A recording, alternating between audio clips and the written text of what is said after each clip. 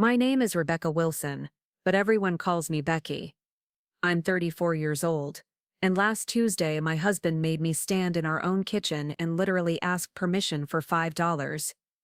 Like I was 7 years old, begging for candy money. He smiled when he said no. He actually smiled. What he didn't know was that I'd been recording every conversation we'd had about money for the past 3 months, and what I discovered in those recordings would make him sob like the pathetic man-child he really was. Before we jump back in, tell us where you're tuning from, and if this story touches you, make sure you're subscribed, because tomorrow I've saved something extra special for you. Have you ever been made to feel like a stranger in your own home, like your voice didn't matter in decisions about your own life? If you've ever been financially controlled or made to feel small by someone who was supposed to love you, drop a comment below. Your story matters. I need you to understand something about me first. I wasn't always this woman who recorded conversations and planned elaborate takedowns. 3 years ago, I was the girl who believed in fairy tales, who thought love meant trusting someone completely, who handed over control of my entire financial life because my husband convinced me it was romantic. Marcus Wilson was charming, successful, and had this way of making complex financial decisions sound so reasonable that I felt stupid for even questioning them. When we got married, I was working as a freelance graphic designer making decent money, around $60,000 a year, not rich, but comfortable. I had my own savings account, my own credit cards, my own financial independence. Marcus was a senior accountant at a mid-sized firm, pulling in about $90,000 annually. Together, we were doing well. We bought a nice house in Maple Ridge, a suburb just outside Portland, Oregon. We had plans, dreams, the whole package. The first red flag came about 6 months after our wedding. Marcus suggested we consolidate our finances to make budgeting easier. He showed me spreadsheets, talked about tax benefits, explained how couples who managed money together were statistically more successful. It all sounded so mature, he said he'd handle the day-to-day financial management, since numbers were his specialty, and I could focus on growing my design business. I thought I was lucky to have such a responsible husband. Looking back, I can see how calculated it was. He didn't take control all at once. First, it was just combining our checking accounts. Then he suggested we pay off my credit cards with our joint savings, and just use one card for simplicity.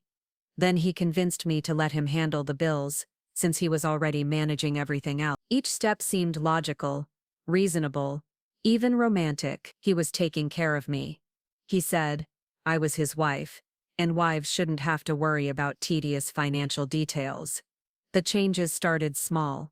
Marcus would mention that we needed to cut back on unnecessary expenses. My weekly coffee dates with my best friend Sarah became a luxury we couldn't afford.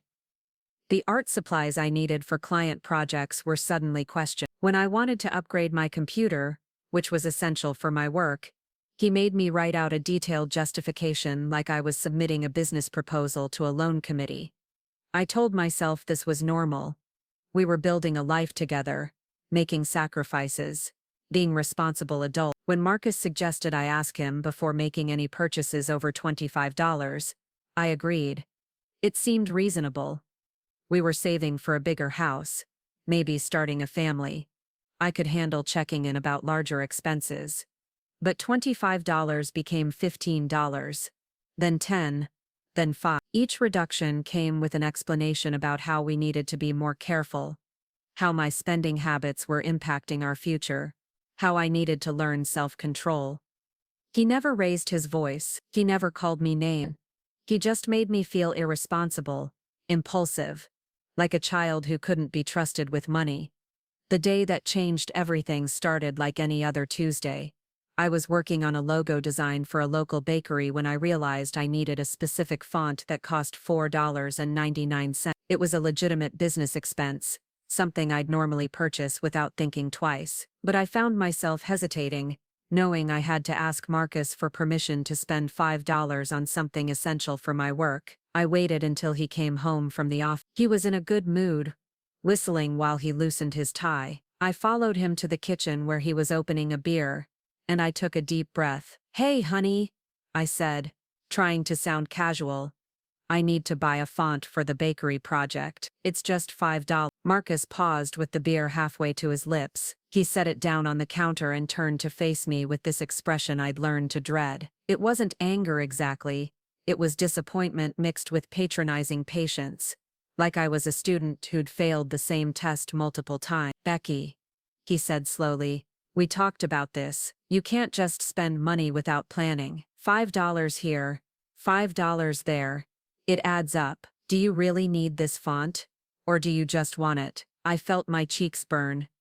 It's for work, Marcus. I need it to complete the project. Can't you use a similar font? Something we already have? This is the font the client specifically requested. It's part of their brand guidelines. He sighed like I was being deliberately difficult. And how much is this client paying you? $800 for the complete package. So you're asking me to approve a $5 expense that will eat into our household budget. So you can make $800 that goes into our joint account anyway. He picked up his beer again. Becky, you need to think about these things more carefully. The answer is no. That's when he smiled. Not a mean smile. Not a cruel smile. But a patient, condescending smile that made me feel about 2 inches tall. It was the smile you'd give a child who'd asked for something unreasonable, like ice cream for breakfast, or a pony for Christmas. I stood there in our kitchen, surrounded by granite countertops and stainless steel appliances that I'd helped pay for, and felt completely powerless. I was a grown woman being denied $5 to do my job by a man who'd spent $15 on beer just that afternoon. But what hit me hardest wasn't the denial itself. It was the realization that this had become normal. I was asking permission to spend $5 of what was technically my own money, and I was accepting his refusal like it was reasonable. That night, I lay in bed staring at the ceiling while Marcus slept peacefully beside me. I thought about the woman I used to be, the woman who'd bought her first car at 22, who'd saved up for a solo trip to Europe, who'd never asked anyone's permission to spend her own money. Where had she gone? When had I become this person who needed approval for every small purchase? I started thinking about other things too. How Marcus always seemed to have money for his wants, his golf membership, his premium streaming subscriptions, his expensive craft beer, his quarterly guys' trips to Vegas. These were never questioned, never required justification. They were just part of his lifestyle. Automatically approved expenses that came out of our joint account without discussion. But when I wanted to spend $20 on a new book, it required a conversation about our budget. When I suggested we get groceries at the slightly more expensive store that carried organic produce, Marcus would launch into a lecture about how marketing had convinced me to waste money on products that were essentially the same as their conventional counterpart. I realized I'd been living in a financial prison, and I'd helped build the walls. The next morning, I did something I hadn't done in almost 2 years. I checked our joint bank account online. Marcus had always handled the banking, saying it was easier for one person to track everything. He'd give me weekly updates on our financial status, always emphasizing how tight money was, how carefully we needed to budget. What I found made my stomach drop. Our joint checking account had over $12,000. Our savings account had $47,000. We weren't broke. We weren't living paycheck to paycheck. We weren't struggling to make ends meet. Marcus had been lying to me about our financial situation for months, maybe years. I spent that morning going through bank statements, and the pattern was clear. Money came in from both our incomes, but the spending was heavily skewed. Marcus's purchases were frequent and substantial. Mine were rare and always small. He was living like a single man with a 6-figure income while making me live like a college student counting pennies. That's when I decided to start recording our conversations about money. I didn't have a master plan yet. I just knew I needed documentation. I needed proof that what was happening to me was really happening, because Marcus had a way of making his control seem so reasonable that I sometimes doubted my own perceptions. I downloaded a recording app on my phone and started carrying it with me whenever money came up in conversation. What I captured over the next 3 months was worse than I'd imagined. It wasn't just financial control, it was systematic manipulation designed to make me dependent, compliant, and grateful for whatever scraps of autonomy he allowed me. In one recording, Preparing and narrating this story took us a lot of time. So if you are enjoying it, subscribe to our channel. It means a lot to us.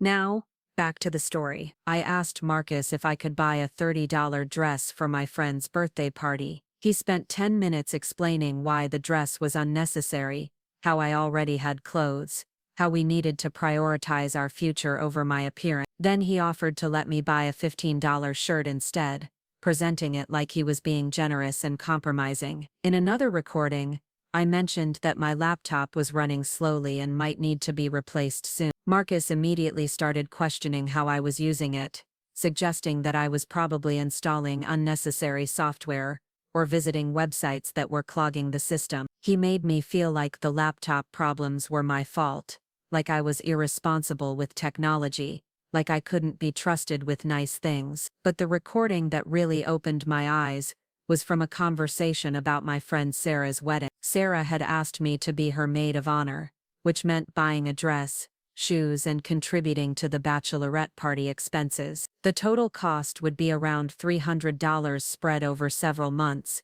When I brought this up to Marcus, his response was immediate and hard. $300 was too much to spend on someone else's wedding. If Sarah was really my friend, she'd understand our financial limitations. I was being selfish and irresponsible for even considering such an expense when we had our own future to think about. Becky, he said in that patient, condescending tone I'd grown to hate.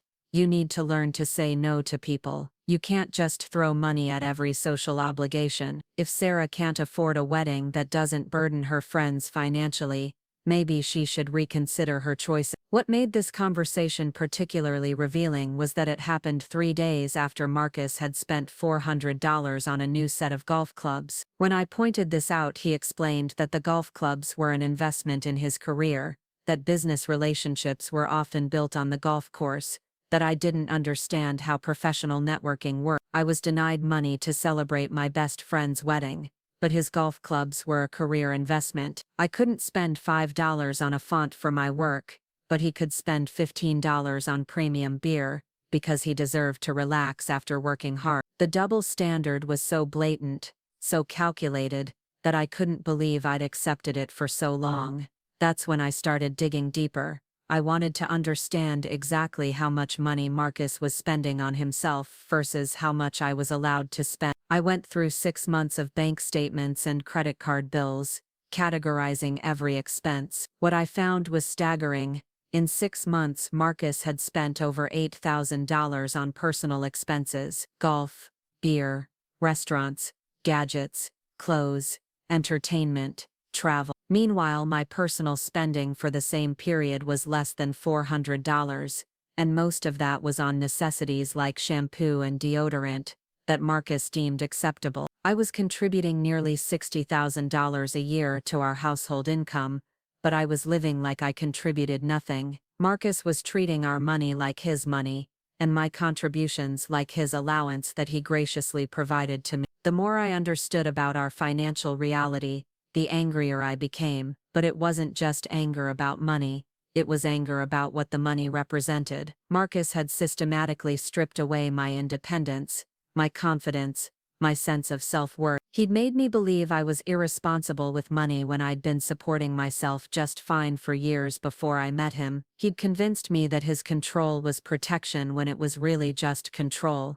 I started planning, not revenge exactly, but I wanted Marcus to understand what it felt like to be powerless, to be treated like a child, to have your autonomy stripped away, piece by piece. I wanted him to experience the humiliation he'd been putting me through for years, but I also wanted to be smart about it. I wasn't going to have an emotional breakdown or a screaming fight that he could later use to paint me as unstable. I was going to be methodical, calculated, and absolutely devastating. The first thing I did was open my own bank account at a different bank. I used my maiden name and my mother's address to ensure Marcus couldn't track it. I started funneling money from my freelance work into this account instead of our joint account. Not all of it, because that would be too obvious, but enough to build up some financial independence. I also started documenting everything, not just the recordings, but screenshots of our bank accounts, copies of bills and statements, a detailed log of every financial conversation we had.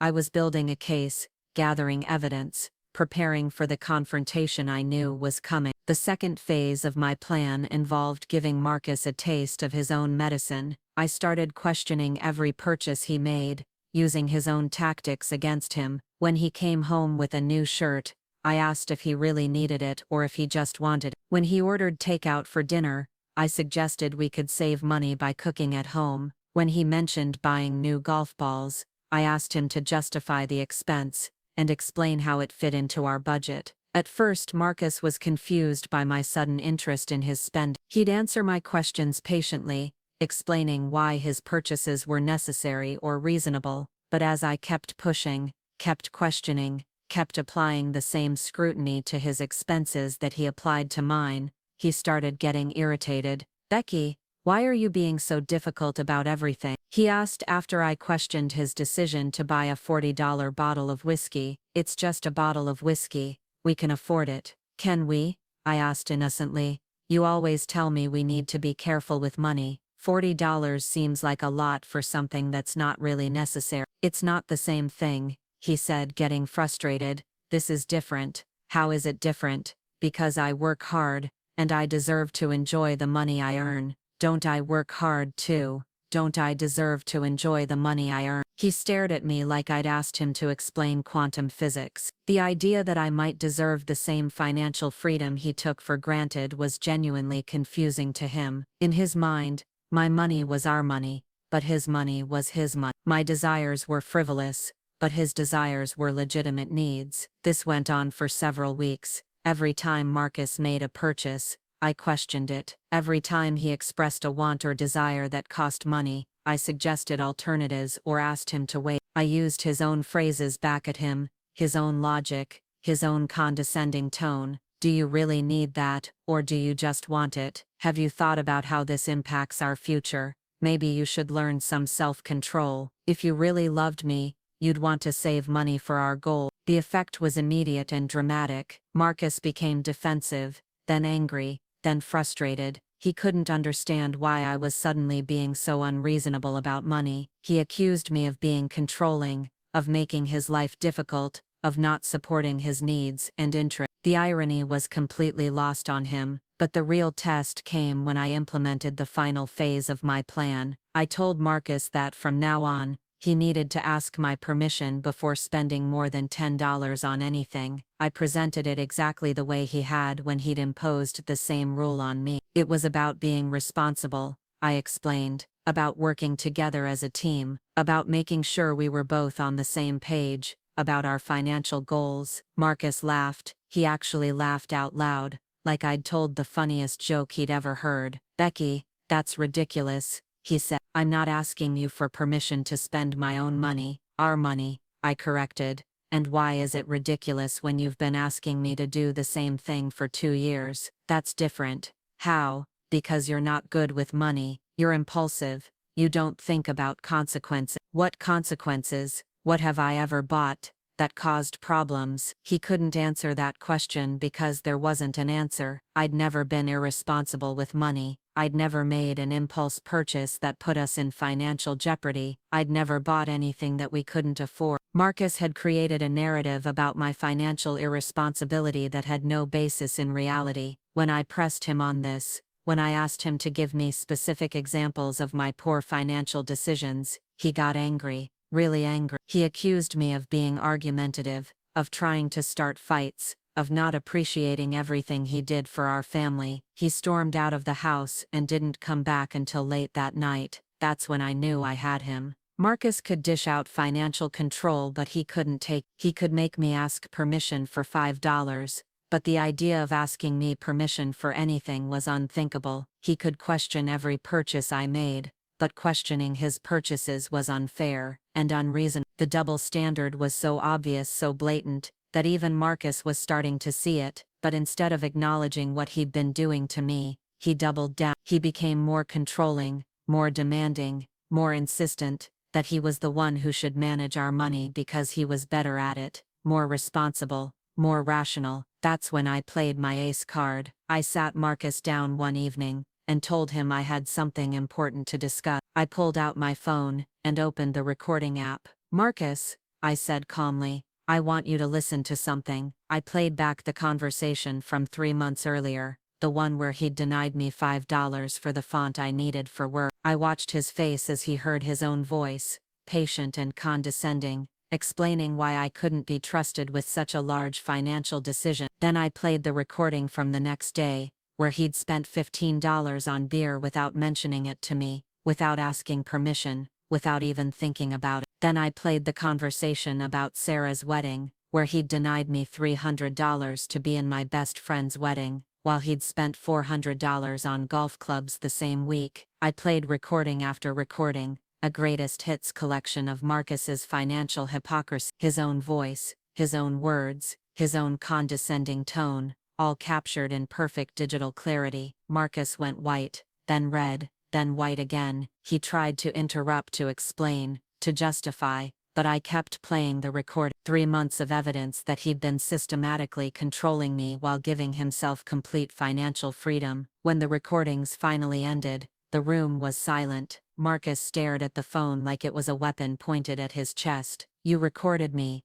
he said finally. "You recorded our private conversations." "Yes, I did." "That's crazy, Becky. That's psychotic behavior. Is it? Or is it documenting abuse?" "Abuse?" He stood up suddenly, pacing across the living room. "I never abused you. I never hit you, never called you names, never threatened you. I was trying to help you be more responsible with money, by making me ask permission to spend $5 of my own money. It wasn't just your money, it was our money." "Then why didn't the same rules apply to you?" He couldn't answer. He tried several times, starting sentences and then stopping, looking for an explanation that would make his behavior seem reasonable, but there wasn't one. There was no way to justify why I needed permission for every small purchase while he spent freely on whatever he wanted. I pulled out the folder I'd prepared, the one with bank statements and spending analysis. I showed him the numbers, the clear evidence of how much he'd been spending versus how much I'd been allowed to spend. I showed him that our financial situation was solid,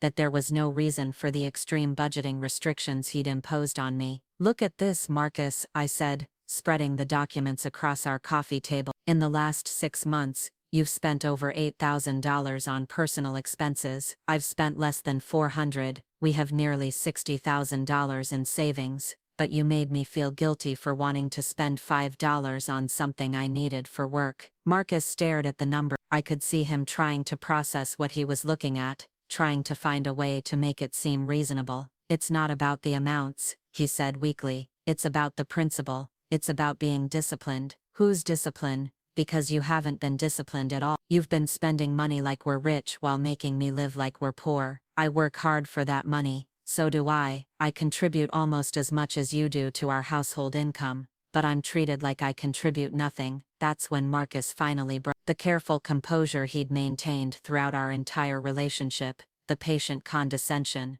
the reasonable explanations, all of it cracked. He started crying, not just tears, but deep, ugly sobs that shook his whole body. "I don't know why I did it," he said between sobs. "I don't know why I treated you like that. I felt like I needed to be in control of something. Everything at work is so stressful, and my dad always controlled the money in our house, and I thought that's what husbands were supposed to do." It was pathetic. This man who'd made me feel small and powerless for years, was crying like a child who'd been caught stealing. All his authority, all his confidence, all his rational explanations, had evaporated the moment he was confronted with the truth about his own behavior. But I wasn't done. I'd spent months planning this moment, and I wasn't going to let him off the hook with tears and excuses. "Marcus," I said quietly, "I want you to ask me for permission to buy something." "What?" "Ask me for permission to spend $10. I want to hear how it sounds." "Becky, that's..." "Ask me." He wiped his eyes and looked at me like I was speaking a foreign language. Can I buy a coffee tomorrow? It'll probably be about $5. "Why do you need coffee? Can't you make coffee at home?"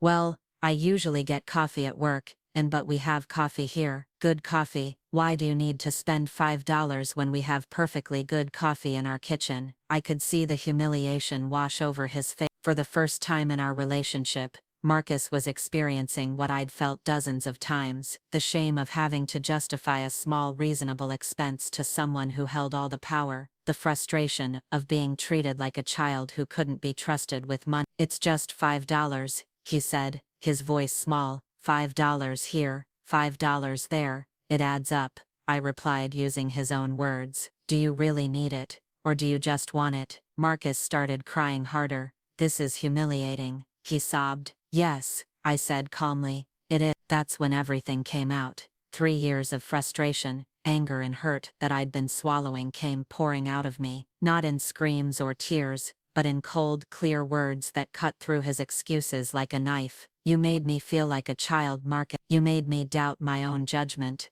my own intelligence, my own worth. You convinced me that I was irresponsible with money, when I'd been managing my finances just fine for years before I met you. You made me ask permission for things I needed, while you spent freely on things you want. You created a system where your desires mattered, and mine didn't, where your judgment was trusted and mine wasn't." Marcus tried to interrupt, but I wasn't finished. "And the worst part is that you made it seem You made it seem like you were protecting me, like you were being responsible, like you were doing what was best for our marriage. You gaslighted me into believing that financial abuse was love. I didn't mean to." "Yes, you did. This wasn't accidental, Marcus. This was systematic. You didn't gradually take control because you stumbled into it. You planned it. You orchestrated it. You saw an opportunity to have complete power over another person, and you took it." I pulled out the last piece of evidence I'd prepared, a printout of our joint account with my portion of the income highlighted. "I've been supporting this household financially while being treated like a dependent. I've been contributing nearly $60,000 a year, while being denied $5 for work expense. I've been an equal partner in earning our money, but a child when it comes to spending it." Marcus was sobbing uncontrollably now. "What do you want me to do? How do I fix this?" "You can't fix this, Marcus. You can't undo 3 years of manipulation and control with an apology and some tears. You can't give me back the autonomy you stole, the confidence you destroyed, the self-respect you stripped away. Are you leaving me?" I looked at this man I'd once loved, this person I'd trusted with my heart and my future, and felt nothing but pity. He wasn't crying because he understood what he'd done to me. He was crying because he'd been caught, because his careful system of control had been exposed, because he was going to face consequences. "I haven't decided yet," I said honestly, "but I know things are going to change. Starting now, we're going to have equal access to our money. Starting now, neither of us asks permission for reasonable expenses. Starting now, you're going to experience the same financial freedom you've always given yourself." And if I don't agree, I smiled, but it wasn't a nice smile. It was the smile of someone who'd just realized they held all the cards. "Then I take my recordings, my financial analysis, and my documentation to a divorce attorney, and I make sure everyone knows exactly what kind of husband you've been." Marcus looked at me with something I'd never seen in his eyes before. Fear, real genuine fear of what I might do, what I might reveal, what consequences he might face. "You wouldn't try me," he believed me. I could see it in his face, in his posture, in the way he suddenly looked very small, sitting on our expensive couch in our beautiful house that I'd helped pay for, but had no control over. "What do you want?" he asked quietly. "I want my life back. I want my independence back. I want to be treated like an equal partner instead of a dependent child, and I want you to understand what you've done to me." That conversation happened 6 months ago. Marcus agreed to my terms because he didn't have a choice. We opened separate checking accounts while maintaining the joint account for household expenses. We split all bills proportionally based on our incomes. We each contribute to savings, but we also each have our own money to spend, however we want. The change in our relationship was immediate and dramatic. Without the power dynamic that had defined our marriage, Marcus seemed lost. He'd been so comfortable in his role as the financial controller that he didn't know how to be an equal partner. He'd gotten used to having final say over all financial decisions, and sharing that power felt like losing everything. For my part, having financial freedom again was like being able to breathe after years of suffocation. I bought the dress for Sarah's wedding.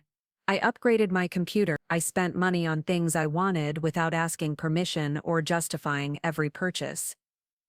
I remembered what it felt like to be a grown woman making her own decisions, but the damage to our relationship was deeper than just money. The recordings had revealed something about Marcus that I couldn't unsee. The way he'd spoken to me, the condescension, the manipulation, the complete lack of respect for my autonomy. It wasn't just about financial control, it was about power, about his need to dominate and control another person. Trust, once broken, is almost impossible to rebuild. Even with our finances equalized, I found myself questioning everything Marcus said and did. Was he really supportive of my work? Or was he just saying what he thought I wanted to hear? Was he genuinely sorry for what he'd done? Or was he just sorry he'd been caught? The recordings that had exposed his financial abuse also revealed his character in ways I hadn't fully processed before. The ease with which he'd lied about our financial situation, the casual cruelty of making me beg for $5 while spending freely on himself, the way he'd convinced himself that his behavior was reasonable and justified. Marcus started therapy, both individually and couples counseling with me. The therapist was clear that financial abuse was a serious form of domestic violence, and that Marcus's behavior had been deliberately controlling and manipulative. Hearing a professional validate what I'd experienced was both vindicating and heartbreaking. In therapy, Marcus talked about his father's controlling behavior, about feeling powerless at work, about societal expectations of masculine financial dominance. The therapist helped him understand that none of these factors excused his treatment of me, but they provided context for how he'd developed such toxic patterns. For me, therapy was about rebuilding my sense of self-worth and learning to trust my own judgment again. I'd spent so long being told that my financial instincts were wrong, that I'd started doubting my ability to make good decisions about anything. The therapist helped me see that my financial management had always been sound, that Marcus's control had been about his insecurities, not my inadequacy. But even with therapy, even with changed financial arrangements, even with Marcus's tears and apologies, something fundamental had shifted in our relationship.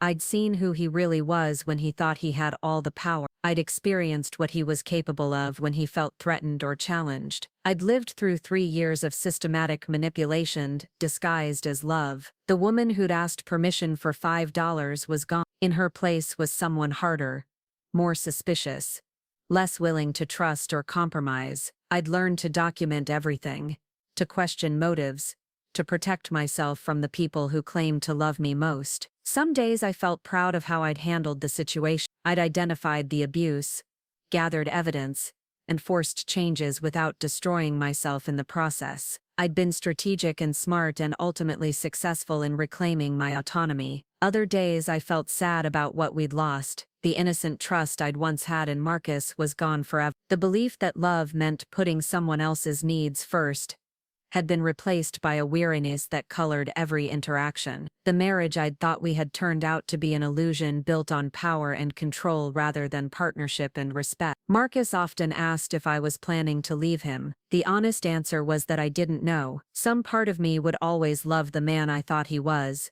but I couldn't forget the man he'd actually been. I couldn't unhear those recordings, couldn't unsee those bank statements, couldn't unfeel the humiliation of begging for $5 in my own kitchen. What I did know was that I would never again allow anyone to control my financial life. I would never again ask permission to spend my own money. I would never again accept being treated like a child who couldn't be trusted with basic adult responsibilities. The $5 Marcus denied me for a work font had cost him everything. His authority, his control, his wife's respect, and quite possibly his marriage, all because he couldn't bear the thought of treating me like an equal partner instead of a dependent child. Sometimes the smallest actions reveal the biggest truths. Marcus's refusal to let me spend $5 wasn't about money, or budgeting, or financial responsibility. It was about power. It was about keeping me small and dependent and grateful for whatever scraps of autonomy he decided to grant me. When I made him cry like the child he'd been treating me as,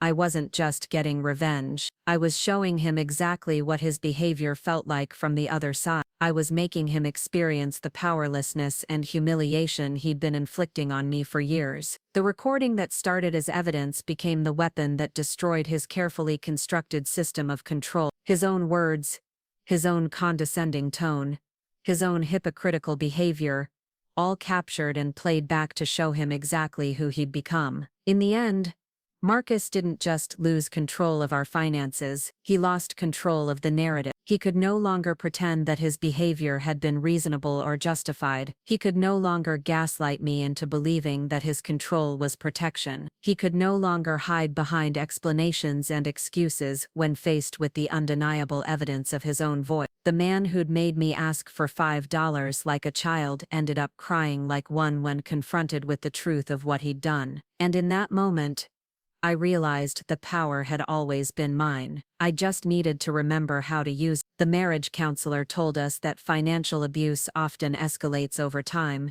that it rarely gets better without intervention, that it requires fundamental changes in how couples view power and control. She said that my decision to document and confront Marcus's behavior had likely saved our marriage from becoming even more toxic. But she also warned that trust, once broken by systematic deception and control, was extremely difficult to rebuild, that even with the best intentions and the hardest work, some relationships couldn't recover from the damage caused by financial abuse. 6 months later, I still don't know which category our marriage falls into. What I do know is that I'm no longer the woman who asks permission for $5. I'm the woman who fought back, who documented the abuse, who forced changes, and who refused to disappear quietly when her autonomy was stripped away. Marcus learned that controlling someone financially doesn't make you powerful, it makes you pathetic. And when that control is finally broken, when the truth is finally revealed, when the victim finally fights back, the controller doesn't just lose their power, they lose everything they thought that power had given them. The $5 he denied me ended up costing him his marriage, his dignity, and his wife's respect. And honestly, that seems like a fair trade. What happened next changed everything I thought I knew about my marriage and about Marcus himself. The financial control hadn't been the beginning of his deception. It had been the visible tip of something much deeper and more calculated than I could have imagined. 3 weeks after our confrontation about the recordings, I was cleaning out Marcus's home office while he was at work. We'd agreed that I needed access to all our financial documents, and he'd reluctantly given me permission to go through his files. What I found buried in the bottom drawer of his filing cabinet made my blood run cold. There was a manila folder labeled Personal Records that contained documents I'd never seen before, insurance policies taken out on me without my knowledge, copies of my social security card and birth certificate that I thought were in our safe deposit box, and most disturbing of all, a forged power of attorney document that would have given Marcus complete legal control over my finances in case of my incapacitation. The power of attorney was dated from 8 months after our wedding, professionally notarized, and signed with what looked like my signature, except I'd never signed it. I'd never even seen it before. The document was so convincing that it took me several minutes of comparing it to my real signature to be absolutely certain it was fake. My hands were shaking as I photographed every page. This wasn't just financial abuse anymore. This was identity fraud, forgery, and potentially criminal behavior. Marcus hadn't just been controlling my access to money. He'd been systematically preparing to assume complete legal control over my entire financial life. I called Danielle, my friend who worked in banking compliance, and asked her to meet me for coffee immediately. When I showed her the documents, her face went white. "Rebecca, this is serious federal crime territory," she said, spreading the papers across the coffee shop table. Forged power of attorney documents, insurance fraud, identity theft. If he'd ever used these, you could have lost everything. But why would he do this? We were married. He already had access to our joint accounts. Think about it. With a valid power of attorney, he could have accessed any accounts you had before marriage, any inheritance you might receive, any separate property. He could have made financial decisions for you without your consent if you were ever sick or traveling. This document would have given him complete control over your entire financial existence. The coffee shop suddenly felt too warm, too crowded, too exposed. I gathered up the documents and told Danielle I needed to think about what to do next. But as I drove home, my mind was racing with implications I hadn't considered before. How long had Marcus been planning this level of control? The power of attorney was dated from early in our marriage, which meant he'd been forging my signature and planning to steal my financial autonomy almost from the beginning. The patient, gradual erosion of my spending freedom hadn't been the result of his control issues escalating over time. It had been part of a deliberate, long-term strategy. That evening, I confronted Marcus about the forged documents. His reaction told me everything I needed to know about who he really was beneath the facade of the loving husband. He didn't deny it. He didn't act surprised or confused. He went completely still for about 10 seconds. And then he smiled. Not the condescending smile I'd grown used to, but something colder and more calculating. "You weren't supposed to find those," he said calmly. "Marcus, you forged my signature on legal documents. That's a felony. It's not forgery if we're married. Spouses have legal rights to make decisions for each other, not without consent, not by faking signatures, not by creating false documents." He shrugged like we were discussing what to have for dinner. "It was insurance, Rebecca, protection for both of us. If something happened to you, I needed to be able to take care of our finances." "Something like what? Accident? Illness? Mental incapacity? You never know what might happen." The casual way he said mental incapacity sent chills down my spine. Was he planning to have me declared mentally incompetent? Was that his end game for total financial control? "Marcus, normal married couples discuss these things. They go to lawyers together. They sign real documents with real consent. They don't forge each other's signatures and hide the paperwork." You would have asked too many questions. You would have wanted to involve lawyers and make it complicated, because it should be complicated, because these documents affect my fundamental rights. "Your rights," he laughed, and the sound was genuinely disturbing. "Rebecca, you've never been good at understanding the big picture. You focus on little details and miss the important stuff. I was protecting you from having to worry about complicated legal and financial issues." This was a side of Marcus I'd never seen before. Not just controlling,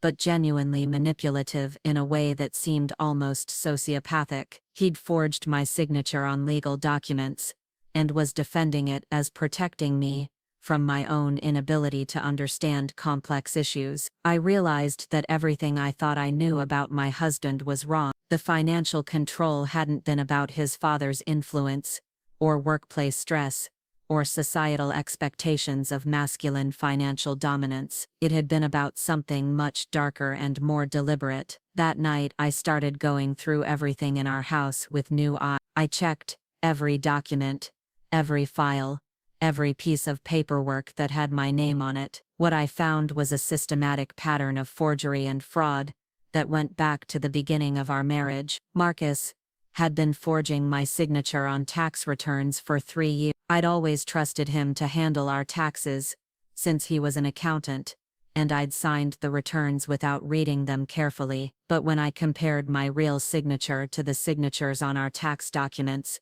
it was clear that many of them were fake. He'd filed joint returns that claimed deductions I'd never approved, reported income in ways that benefited him tax-wise, and even claimed business expenses for his personal purchases. The tax fraud alone could have landed both of us in federal prison, even though I'd been completely unaware of it. I found forged signatures on mortgage refinancing documents, insurance policy changes, and even our marriage certificate application. Marcus had apparently been practicing forging my signature since before we were even legally married. The scope of his deception was staggering. This wasn't a man with control issues who'd gradually become more manipulative over time. This was someone who'd planned to defraud me from the very beginning of our relationship. The romantic gestures, the talk of building a life together, the gradual financial control, All of it had been a calculated strategy to gain access to my money and legal autonomy. I felt sick thinking about how naive I'd been. While I was falling in love and planning our future together,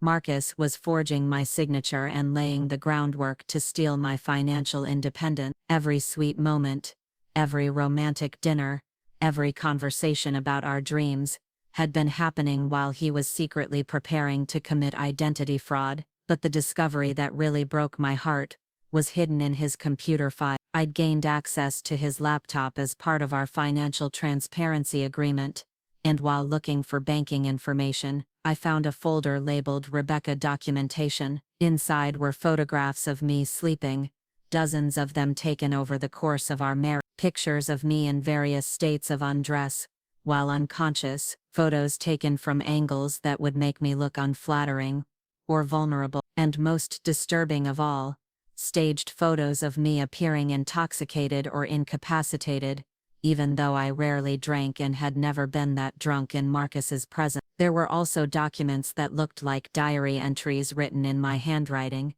describing emotional instability, financial irresponsibility, and erratic behavior, except I'd never written any of these entries. Marcus had been practicing my handwriting and creating a false record of mental and emotional problems that could be used to support a claim of incompetency. The strategy was diabolical in its thoroughness. If I'd ever tried to leave him or challenge his financial control, he could have produced evidence that I was mentally unstable, financially irresponsible, and potentially dangerous to myself. The forged diary entries painted a picture of someone who needed constant supervision and couldn't be trusted with important decisions. Combined with the forged power of attorney documents, Marcus had been building a comprehensive case for assuming complete legal control over my life, not just my finances, but my medical decisions, my living arrangements, my basic autonomy as an adult human being. I sat in front of his computer at 3 a.m,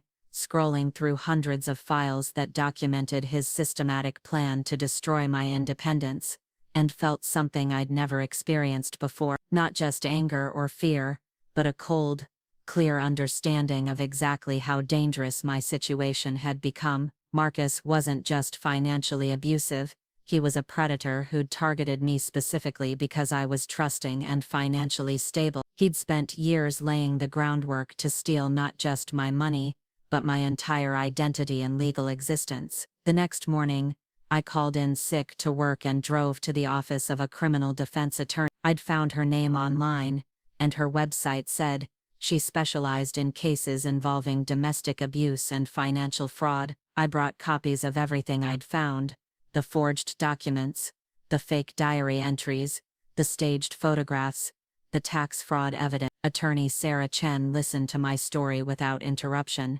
taking notes and occasionally asking clarifying questions. When I finished, she was quiet for a long moment. "Miss Wilson," she finally said, "what you're describing is one of the most comprehensive identity theft and fraud schemes I've ever encountered. Your husband hasn't just been abusing you financially, he's been systematically preparing to steal your entire legal identity." What would have happened if he'd used those documents? Worst case scenario, he could have had you declared mentally incompetent, assumed legal guardianship over you, committed you to a psychiatric facility, and gained complete control over all your assets. You would have essentially become his legal property. The room started spinning. I'd thought the financial control was bad, but this was something out of a horror movie. Marcus had been planning to literally own me, to strip away not just my financial autonomy, but my basic rights as an adult human being. The good news, Sarah continued, is that none of these documents have been filed or used yet. They're evidence of intent to commit fraud, but not completed fraud. However, the tax issues are more serious because those returns were actually filed with false signatures. What should I do? First, you need to protect yourself immediately. Change all your passwords, secure your identification documents, and consider staying somewhere else until we figure out next steps. Second, we need to decide whether to involve law enforcement. What your husband has done is serious federal crime. Would I be in trouble for the tax fraud even though I didn't know about it? Unlikely, given the evidence of forgery, but we'd need to work with the IRS to correct the false returns and establish that you were a victim, not a participant. I left Sarah's office with a list of immediate steps to protect myself and a crushing realization about the man I'd been married to for 3 years. Marcus wasn't just controlling or manipulative, he was genuinely dangerous, and I'd been living with a person who'd been planning to steal my entire life. That afternoon, while Marcus was at work, I packed a bag and went to stay with my sister Emily in the next town over. I didn't tell Marcus where I was going. I just left a note, saying I needed some space to think about our relationship and would be in touch in a few days. Emily had never liked Marcus, though she'd never been able to articulate exactly why. When I showed her the evidence I'd found, her reaction was immediate and fear. "Rebecca, we're calling the police right now. This man is a sociopath, and you're not safe," Sarah said. "I should think carefully about involving law enforcement. Once that process starts, there's no taking it back." "Good, he belongs in prison, but what if it destroys my life too? What if people think I was complicit? What if it ruins my business reputation?" Emily sat down next to me on her couch and took my hands. "Honey, your business reputation is the least of your concerns. This man was planning to have you declared mentally incompetent and steal your entire identity. He's been forging your signature for years and building a case to convince people that you're crazy. Your life is already being destroyed.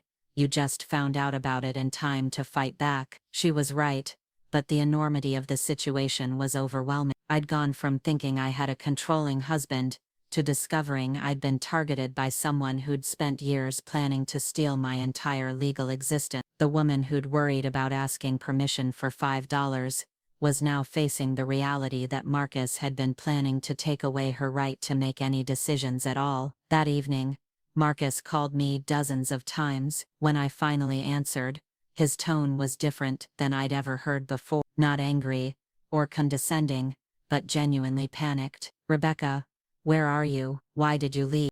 I found the files, Marcus. All of them. There was a long silence. Then, "We need to talk about this in person." "Fossen." "I don't think that's a good idea. You don't understand what you found. You're taking things out of context." "What context makes forging someone's signature okay?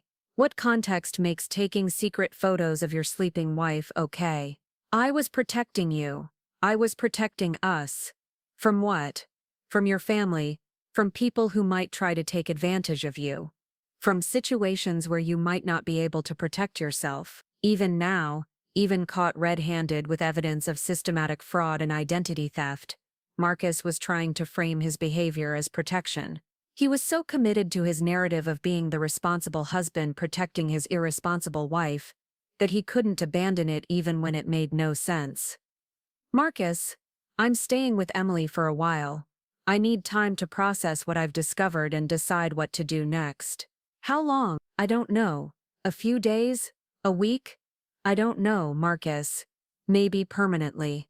That's when his voice changed again, becoming cold and threatening in a way that sent shivers down my spine.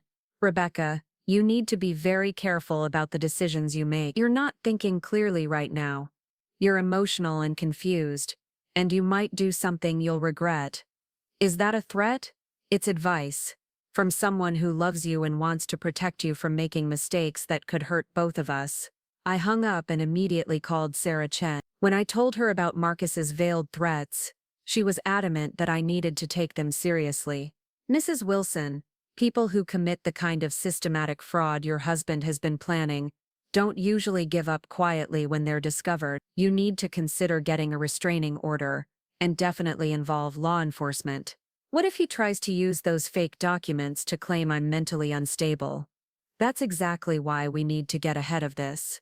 Right now, you have the evidence and the initiative. If we wait, he might try to flip the script and make you look like the unstable one." That night, I lay awake in Emily's guest room, thinking about how completely my life had changed in just a few weeks. A month ago, I'd been a woman worried about asking her husband for $5. Now, I was hiding from that same husband while planning to potentially send him to federal prison for identity theft and fraud. The next morning, I made the decision that would define the rest of this nightmare. I called Sarah Chen and told her I wanted to go to the FBI. Are you sure? Once we involve federal law enforcement, there's no going back. Your husband will likely be arrested, and your marriage will definitely be over. My marriage was over the moment I found those forged documents.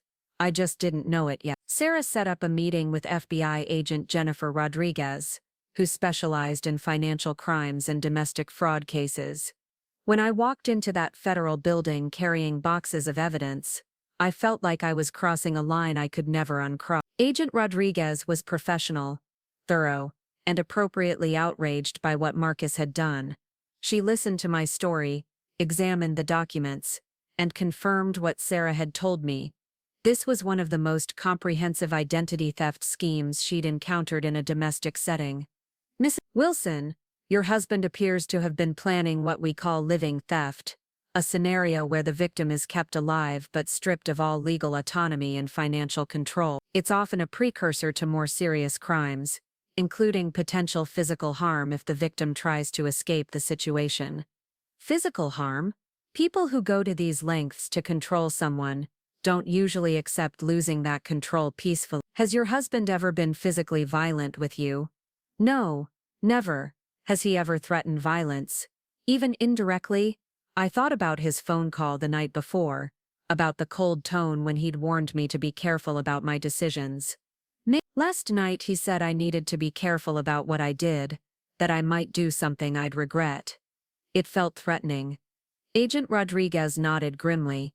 We're going to need you to be very cautious about your safety while we investigate this. Don't go back to your house alone, don't meet with your husband in private, and let us know immediately if he contacts you or shows up where you're staying. The investigation moved quickly once the FBI got involved. Within a week, they'd confirmed that Marcus had been systematically forging my signature for years, had committed tax fraud, and had created false legal documents that could have been used to steal my identity and legal autonomy. But what they discovered during their investigation was even worse than what I'd found. Marcus had done this before. Agent Rodriguez called me 3 days after our initial meeting with news that made my blood run cold. Miss Wilson, we've discovered that your husband was previously married to a woman named Lisa Chen in California. She died in a car accident 2 years before he met you, but not before he'd gained power of attorney over her finances and had her declared mentally incompetent, due to what her medical records describe as early-onset dementia. He was married before. He told me I was his first wife. The marriage records are public, but here's the concerning part. Lisa's family has always believed her dementia diagnosis was questionable. She was only 31 when she was declared incompetent, and the symptoms appeared very suddenly after she married your husband. Are you saying he might have been drugging her? We can't prove that without exhuming her body for toxicology tests, which her family has requested. But the pattern is very similar to what he was planning with you. Gradual isolation, financial control, forged documents, and ultimately legal guardianship. I felt like I was going to be sick. Marcus hadn't just been planning to steal my identity and autonomy. He'd apparently done it before, possibly contributing to his first wife's death in the process. The California authorities are reopening Lisa's case based on what we've found in your situation. Your husband may be facing charges related to her death as well as the fraud he committed against you. That evening, as I sat in Emily's living room processing the fact that I'd been married to someone who might be a murderer, Marcus showed up at her door. Emily called the police immediately, but Marcus was gone by the time they arrived. He'd left a handwritten note that was both pathetic and terrifying in its delusion. Rebecca, the note read, I know you're confused and scared, but you need to come home. People are filling your head with lies about me, making you think I'm some kind of monster. I love you more than anything, and everything I've done has been to protect you and take care of you. The documents you found were just insurance policies to make sure you'd be safe if something happened. You're not thinking clearly right now, and you're going to destroy both our lives over a misunderstanding. Come home before you do something we'll both regret forever. Even facing federal charges in a potential murder investigation, Marcus was still trying to gaslight me into believing that his systematic fraud had been about love and protection. He was so committed to his narrative that he apparently couldn't accept that his cover had been blown. Agent Rodriguez had Marcus arrested the next morning at his office. The charges included multiple counts of identity theft, fraud, forgery, and tax evasion. The FBI also executed a search warrant on our house and found even more evidence of his crimes, including detailed plans for having me declared mentally incompetent, and financial records showing how he'd stolen money from Lisa before her death. The local news picked up the story because financial fraud cases involving systematic identity theft were relatively rare in our area. The headlines were devastating: local accountant arrested for elaborate wife identity theft scheme, and husband accused of planning to steal wife's legal identity. My phone started ringing constantly with calls from reporters, curious neighbors, and people I hadn't spoken to in years who'd seen the news. I had to take a leave of absence from work because the media attention was making it impossible to focus on client projects. But the most difficult call came from Lisa's sister in California. "Mrs. Wilson," she said, "I wanted to thank you for coming forward." Lisa tried to tell us that something was wrong, that Marcus was controlling her and making her feel crazy, but we thought it was just the dementia talk. "If you hadn't found those documents and gone to the FBI, we never would have known what really happened to her. I'm so sorry for your loss. Don't apologize. You probably saved other women from going through what Lisa did, and what you almost went through." That conversation made me realize that my decision to fight back hadn't just been about protecting myself. It had been about exposing a predator who might have continued targeting vulnerable women for years if he hadn't been stopped. Marcus's trial was scheduled for 6 months later, but he never made it to court. 2 weeks before the trial date, he was found dead in his jail cell from what the medical examiner ruled a suicide. He'd left a note claiming that he'd been falsely accused, and that his life had been destroyed by lies and misunderstandings. Even in death, Marcus couldn't accept responsibility for what he'd done. He couldn't acknowledge that his systematic fraud and identity theft had been crimes rather than acts of love. He died as delusional about his own behavior as he'd lived. I felt a complex mix of emotions when I heard about his death. Relief that I'd never have to face him in court or worry about him targeting other women. Sadness for the man I'd thought I'd married, who had apparently never existed, and anger that he'd taken the coward's way out instead of facing consequences for his actions. But mostly I felt grateful that I'd found those documents when I did, grateful that I'd had the courage to fight back instead of accepting his control, grateful that I'd escaped before he could complete his plan to steal my entire identity and legal existence. The woman who'd been denied $5 for a work font had ended up exposing a systematic predator and preventing other women from becoming his victim. The financial control that had seemed like the worst thing happening in my marriage had actually been the least dangerous part of Marcus's plan for my life. In the end, his refusal to let me spend $5 had led to the discovery of crimes that could have destroyed not just my financial independence, but my basic human autonomy. And by fighting back, by refusing to accept his control, I'd not only saved myself but potentially saved other women from experiencing what Lisa had gone through. The $5 that started it all had ended up exposing a monster and preventing future victims. Sometimes the smallest acts of resistance reveal the biggest truths about the people in our lives. The months following Marcus's death were a strange mix of freedom and devastation that I hadn't expected. While his suicide had ended the immediate threat to my safety, it had also left me with a mountain of legal and financial problems that took nearly a year to resolve. The FBI investigation had frozen our joint accounts. The IRS was demanding corrected tax returns going back 5 years, and I was facing potential civil lawsuits from creditors who claimed Marcus had defrauded them using my forged signature. What I discovered during the asset recovery process was that Marcus's crimes had extended far beyond what even the FBI had initially uncovered. He'd been running investment scams through fake companies, using my identity to open credit lines I'd never known about, and had even taken out life insurance policies on me with himself as the beneficiary. The man I'd lived with for 3 years had been operating what amounted to a one-person organized crime syndicate, and I'd been both his primary victim and his unwitting accomplice. Attorney Sarah Chen worked tirelessly to help me disentangle my finances from Marcus's web of fraud. The process was complicated by the fact that some of his illegal activities had been conducted using legitimate-looking documents with my forged signature. Banks,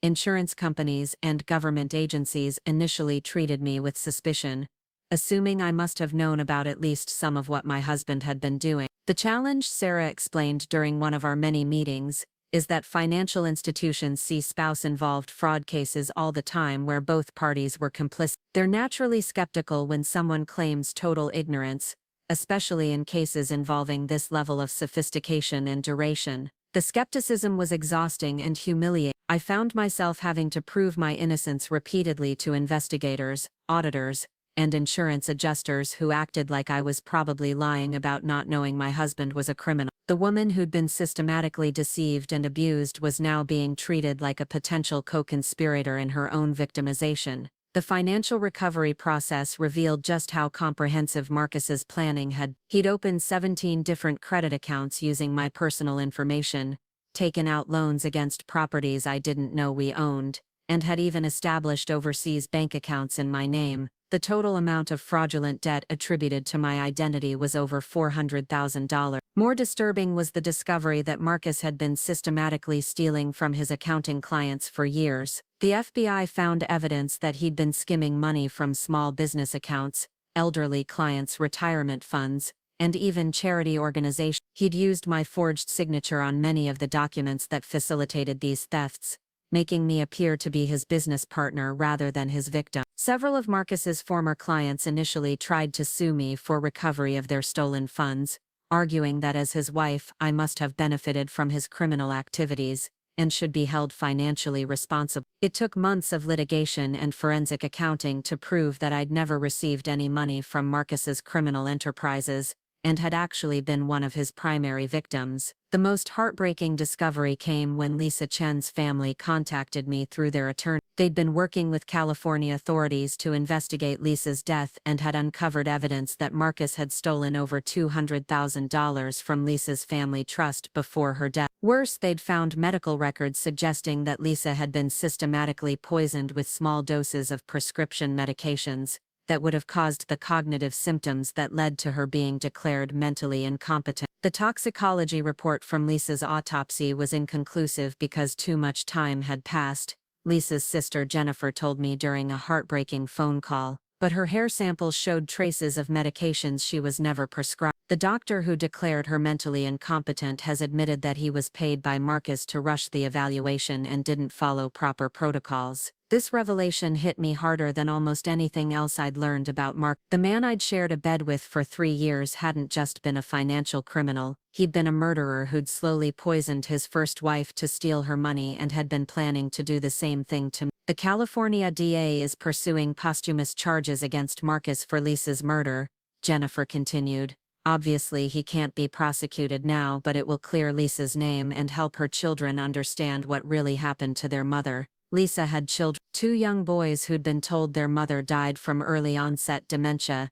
not knowing that she'd been murdered by the man they'd trusted as their stepfather. Marcus had stolen not just Lisa's life and money, but her children's understanding of who their mother really was. I started having nightmares after learning about Lisa's murder, not just about what Marcus had done to her but about what he'd been planning for me. The forged power of attorney documents, the staged photos of me appearing incapacitated, the fake diary entries describing mental instability, it had all been preparation for the same systematic poisoning and legal theft that he'd used to murder Lisa. The thought that kept me awake at night was how close I'd come to the same fate. If I hadn't found those documents when I did, if I hadn't fought back when Marcus started tightening his financial control, I could have ended up like Lisa, slowly poisoned, declared mentally incompetent, robbed of everything I owned, and ultimately killed by a man who'd convinced everyone around me that he was my loving, protective husband. Amanda Foster, the therapist I'd started seeing to help process the trauma of discovering I'd been married to a murderer, helped me understand that survivor's guilt was a normal response to learning about Lisa's fate. "You're feeling guilty that you escaped when Lisa didn't," Foster said during one of our sessions, "but you need to understand that your escape wasn't just luck. You recognized the warning signs. You trusted your instincts when something felt wrong and you took action to protect yourself. Lisa might not have had the same opportunities or resources that you did, but I almost didn't fight back. I almost just accepted his control. But you didn't. When it mattered most, you chose to investigate rather than submit. You chose to document and confront rather than just endure." Those choices saved your life. The therapy helped, but I was also dealing with practical challenges that threatened to overwhelm me daily. The media attention from Marcus's arrest and suicide had made it difficult to maintain my graphic design business. Potential clients were reluctant to work with someone whose name was associated with financial fraud, even though I'd been the victim rather than the perpetrator. I had to rebuild my professional reputation from scratch, which meant starting over with smaller projects and lower rates while I proved that I was trustworthy and competent. The woman who'd once earned $60,000 a year was now struggling to make $30,000 while also dealing with legal fees and the costs of financial recovery. The house Marcus and I had shared was another night. The mortgage was underwater because Marcus had taken out multiple liens against the property using forged documents. The bank was threatening foreclosure, and I discovered that Marcus had also borrowed against the house to fund his various criminal enterprises. What I'd thought was our family home turned out to be collateral for debts I'd never agreed to take on. Eventually, I had to file for bankruptcy to discharge the fraudulent debts Marcus had created in my name. It was humiliating and financially devastating, but it was the only way to get out from under hundreds of thousands of dollars in obligations I'd never actually incurred. The bankruptcy process took 8 months and required me to prove repeatedly that I'd been the victim of systematic identity theft rather than a willing participant in financial fraud. During this period, I was living in a tiny studio apartment across town, having lost almost everything I'd accumulated during my adult life. My credit was destroyed, my savings were gone, my house was in foreclosure, and my business was barely surviving. The financial independence I'd worked so hard to build over the years had been completely demolished by a man who'd claimed to love and protect me. But something unexpected happened during those dark months of rebuilding my life from nothing. I started connecting with other women who'd experienced similar financial abuse and fraud. Dr. Foster had referred me to a support group for domestic abuse survivors, and I quickly learned that financial control and identity theft were much more common than I'd realized. There was Maria, whose ex-husband had stolen her entire inheritance from her grandmother by forging property transfer documents. There was Jennifer, whose partner had opened dozens of credit accounts in her name and destroyed her credit so thoroughly that she couldn't rent an apartment or get a job. There was Susan, whose husband had convinced her to sign over power of attorney when she was recovering from surgery, then used it to sell her house and steal her retirement savings. Each woman's story was different in its details but similar in its fundamental structure. Predatory men who targeted financially stable women gradually assumed control over their finances, and then systematically robbed them of their independence and assets. The support group made me realize that Marcus hadn't been a uniquely evil monster. He'd been part of a larger pattern of men who used marriage and relationships as opportunities to commit financial crimes against women who trusted them. The thing that makes financial abuse so devastating, our group counselor explained, is that it attacks both your material security and your sense of self-worth. When someone steals your money, they're also stealing your independence, your confidence, and your ability to make choices about your own life. Listening to other women's stories helped me understand that my experience with Marcus, while extreme in its criminal scope, was part of a broader problem that affected millions of women. Financial abuse was one of the most common but least discussed forms of domestic violence, and it often escalated to more serious crimes when victims tried to escape their abuser's control. This realization sparked something in me that I hadn't expected. Instead of just focusing on my own recovery, I started thinking about how I could help other women recognize and escape financial abuse before it destroyed their lives the way Marcus's crimes had destroyed mine. I began volunteering with a local domestic violence organization, helping women understand their rights when dealing with financial abuse and identity theft. Many of the women I worked with were in situations similar to what I'd experienced with Marcus: gradual loss of financial autonomy, forced dependence on controlling partners, and systematic theft disguised as protective financial management. The volunteer work was both rewarding and triggering. Helping other women recognize the warning signs of financial abuse gave me a sense of purpose, but it also forced me to relive my own experiences with Marcus's manipulation and control. I had to learn how to support other survivors without becoming overwhelmed by memories of my own trauma. One of the women I worked with, Patricia, was in an almost identical situation to what mine had been. Her husband controlled all their finances, required her to ask permission for any purchases over $10, and had recently suggested that she sign power of attorney documents, just in case something happened. Patricia's story was so similar to mine that it felt like watching a replay of my own marriage. He says it's because he loves me and wants to protect me from having to worry about money, Patricia told me during one of our meetings. But I used to manage my own finances just fine before we got married.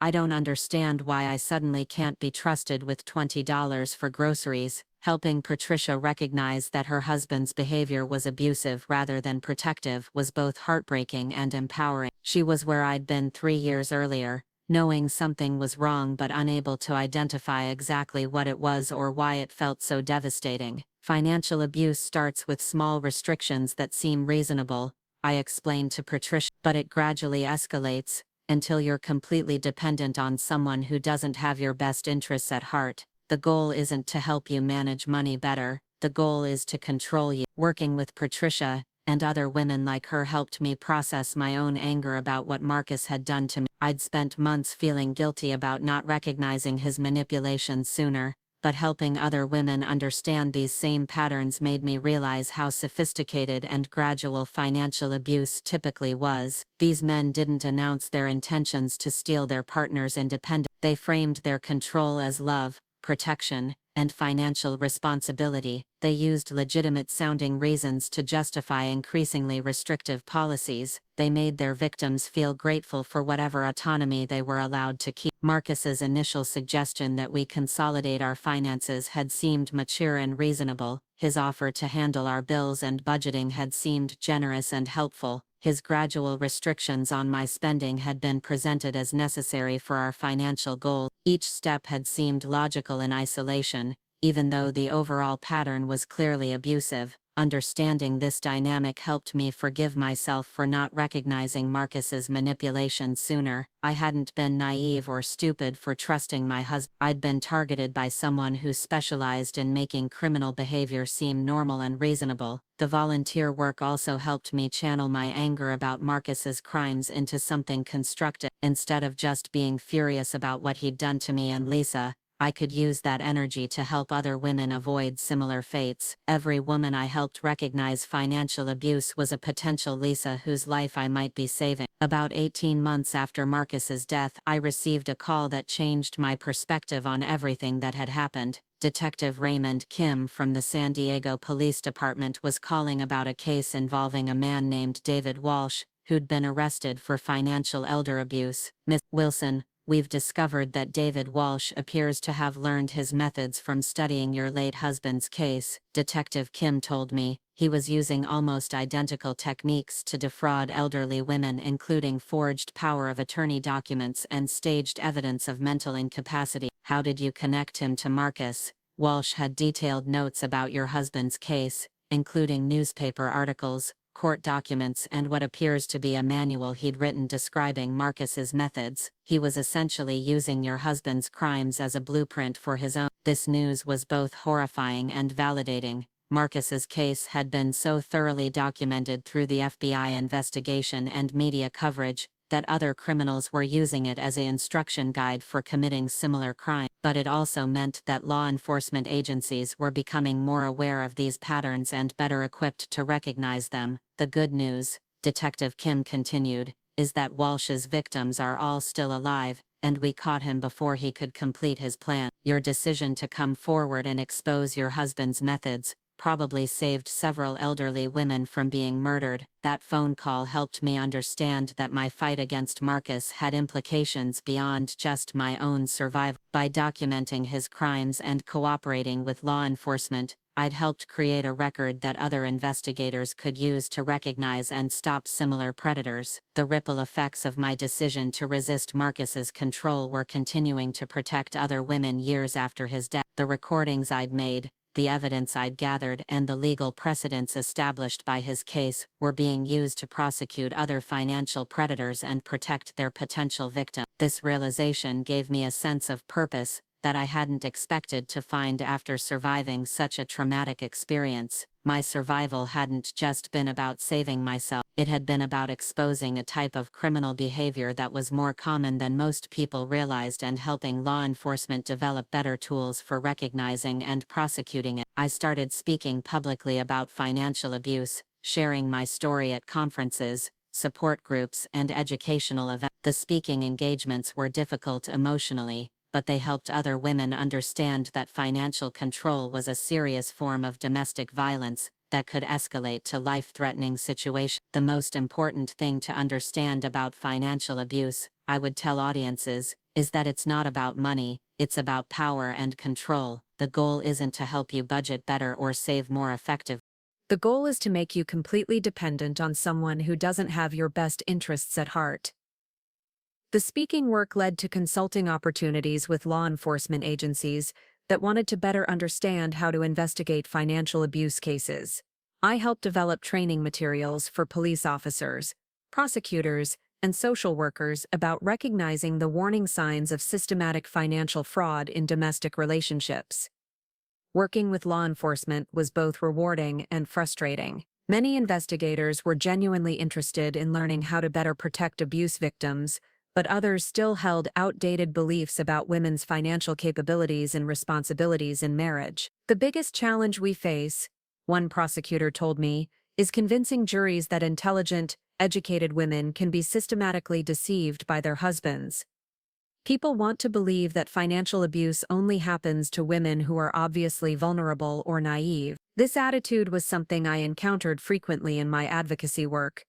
People struggled to understand how a competent, financially literate woman could be gradually manipulated into accepting complete financial dependence. They assumed that victims of financial abuse must have been somehow deficient or complicit, rather than recognizing that these crimes involved sophisticated psychological manipulation by experienced predators. Fighting these misconceptions became a major focus of my advocacy work. I wanted people to understand that financial abuse could happen to anyone, regardless of education, intelligence, or previous financial success. The women in my support group included lawyers, doctors, business owners, and other professionals who'd been systematically robbed by partners they'd trusted. Financial abuse isn't about the victim's intelligence or competence, I would explain during training sessions. It's about the abuser's skill at manipulation and the victim's capacity for trust. The women who are most vulnerable are often those who are most successful and trusting because they have the most to steal, and they're least likely to suspect criminal behavior from someone they love. The advocacy work helped me rebuild not just my finances, but my sense of identity and purpose.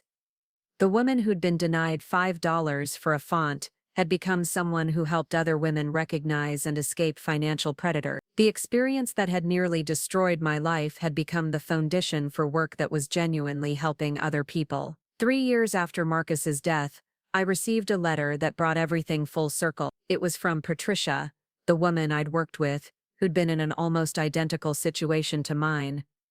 "Dear Rebecca," the letter read, "I wanted you to know that I left my husband last month. It took me 2 years to fully understand what you were trying to tell me about his behavior, but I finally recognized that his protection was really control. I found the documents you told me to look for: forged signatures, fake power of attorney papers, even staged photos of me that he could have used to claim I was mentally unstable.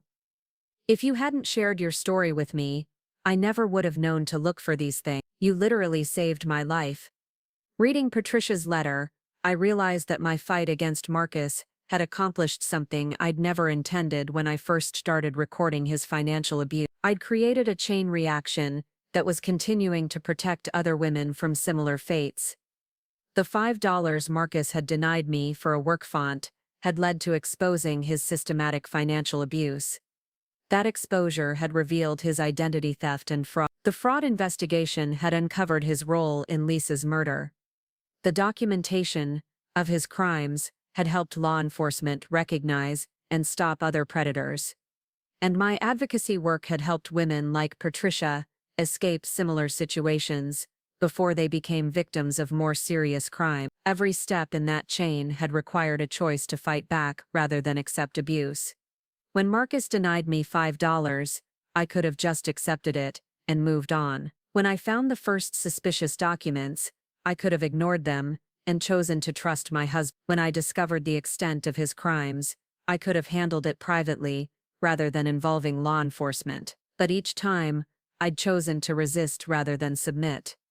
I'd chosen to investigate rather than ignore. I'd chosen to fight back rather than accept whatever crumbs of autonomy Marcus was willing to give me. Those choices had saved not just my life, but other women's lives as well. The woman who'd been made to ask permission for $5 had become someone who taught other women that they never needed to ask permission to protect themselves from people who claimed to love them. Marcus had tried to make me small, dependent, and grateful for whatever control he allowed me to keep. Instead, his abuse had revealed a strength and determination I hadn't known I possessed. His attempts to destroy my independence had ultimately made me more independent than I'd ever been before. The financial recovery had taken years, but I'd rebuilt my business and my credit. The emotional recovery was ongoing, but I'd found purpose and meaning in work that helped other abuse survivors. The legal battles were over, but the precedents established by Marcus's case continued to help prosecutors convict other financial predators. In the end, Marcus's systematic plan to steal my identity and autonomy had backfired completely. Instead of making me disappear, his abuse had given me a voice that was helping other women recognize and escape similar dangers. Instead of destroying my life, his crimes had led me to work that was more meaningful than anything I'd done before. The man who'd denied me $5 for a work font had ended up giving me a mission that was worth far more than any amount of money he could have stolen. His control had been temporary, but the freedom I'd fought to reclaim was permanent. His crimes had been exposed and stopped, but the work I was doing to help other women would continue long after his name was forgotten. Sometimes the smallest acts of resistance against the people who try to control us end up having the biggest impact on the world around us. My refusal to accept Marcus's denial of $5 had started a chain of events that was still protecting women from financial predators years later, and that felt like the best possible revenge against a man who'd tried to convince me that my voice didn't matter. 5 years after Marcus's death, I thought I'd moved beyond the trauma of discovering I'd been married to a murderer and financial predator. My advocacy work was thriving. I'd rebuilt my business to be more successful than it had ever been, and I'd even started dating again. I believed the worst was behind me until I received a phone call that shattered everything I thought I understood about my escape from Marcus's control. The call came from Detective Maria Santos with the Portland Police Bureau's Cold Case Unit. She was investigating what appeared to be a series of connected murders dating back 15 years, and Marcus's name had come up in connection with 3 other suspicious deaths of women who'd been married to men with similar criminal patterns. Mrs. Wilson, I know this is difficult to discuss, but we've discovered evidence that your late husband may have been part of a larger network of men who specialized in targeting and killing financially independent women. Detective Santos told me during our initial phone conversation. We're reopening several cold cases where the circumstances match what happened to Lisa Chen and what was planned for you. The idea that Marcus hadn't been acting alone, that there might have been other men working with him or learning from him, was more terrifying than anything I'd discovered about his individual crime. It suggested that the systematic financial abuse and identity theft I'd experienced wasn't just the work of one sociopathic individual, but part of a broader criminal enterprise that might still be operating. Detective Santos asked me to come in for an interview to discuss what I knew about Marcus's associates, his travel patterns, and any unusual behavior I might have noticed during our marriage. Sitting in that sterile police interview room, I felt like I was being transported back to the nightmare I'd thought I'd escaped years earlier. During your marriage, did Marcus ever mention knowing other men who'd lost wives to sudden illnesses or accidents? Detective Santos asked, consulting a thick file of documents. I thought back to the social events we'd attended, the conversations I'd overheard, the casual mentions of Marcus's friends and colleagues. There had been something, a memory I'd pushed aside because it had seemed unimportant at the time. There was a man named Richard Brennan, I said slowly. Marcus played golf with him occasionally. Richard's wife had died of what he said was early-onset Alzheimer's, very similar to what Marcus claimed had happened to Lisa. I remember thinking it was sad that they'd both lost wives to such unusual circumstances for women their age. Detective Santos made a note and pulled out a photograph. "Is this Richard Brennan?" The photo showed a man in his 50s with graying hair and a smile that looked familiar. I'd met him at several company parties and golf tournaments over the years. He'd always seemed charming and sympathetic when discussing his late wife's illness. "Yes, that's him." "Why?" "Richard Brennan is one of the men we're investigating. His wife, Michelle, died under circumstances very similar to Lisa Chen's case. She was declared mentally incompetent after a rapid cognitive decline. Her husband gained power of attorney over her finances, and she died within 6 months of being placed in a memory care facility." The room started spinning as I processed what Detective Santos was telling me. Marcus hadn't just been an individual predator who'd happened to develop sophisticated methods for murdering wives and stealing their assets. He'd been part of a group of men who shared information, techniques, and possibly even collaborated on their crime. "How many other cases are you investigating?" I asked. "7 confirmed murders, and we suspect there may be more. The pattern is always the same.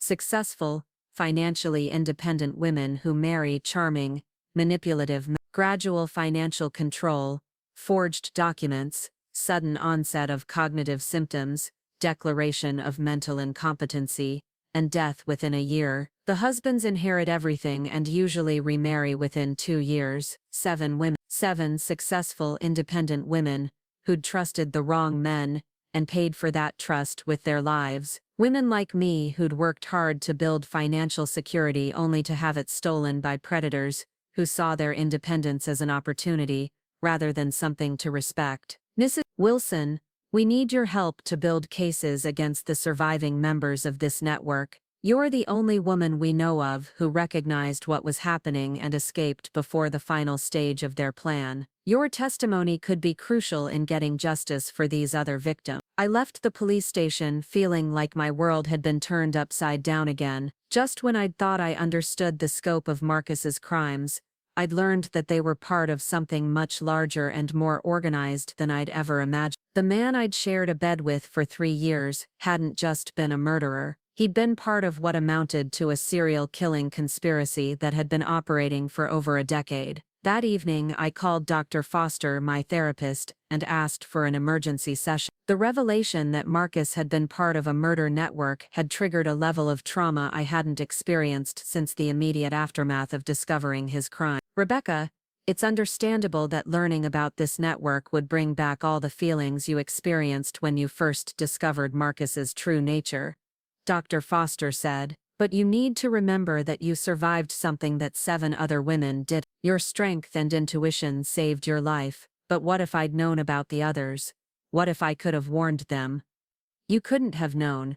These men were sophisticated criminals who specialized in keeping their victims isolated and their own activities secret. The fact that you were able to recognize and escape Marcus's control was remarkable, but you can't blame yourself for not preventing crimes you had no way of knowing about." The therapy session helped, but I spent the next several weeks struggling with guilt and anger about the other victim. I kept thinking about Michelle Brennan, Richard's wife, and wondering if she'd experienced the same gradual loss of autonomy that I had. Had she asked her husband for permission to spend small amounts of money? Had she felt confused and diminished by his financial control? Had she recognized that something was wrong but been unable to identify exactly what it was? The investigation moved quickly once I agreed to cooperate with law enforcement. Detective Santos introduced me to FBI agent Rachel Morrison, who was leading a multi-state task force investigating what they'd dubbed the Widowmaker Network. The name was chilling but accurate.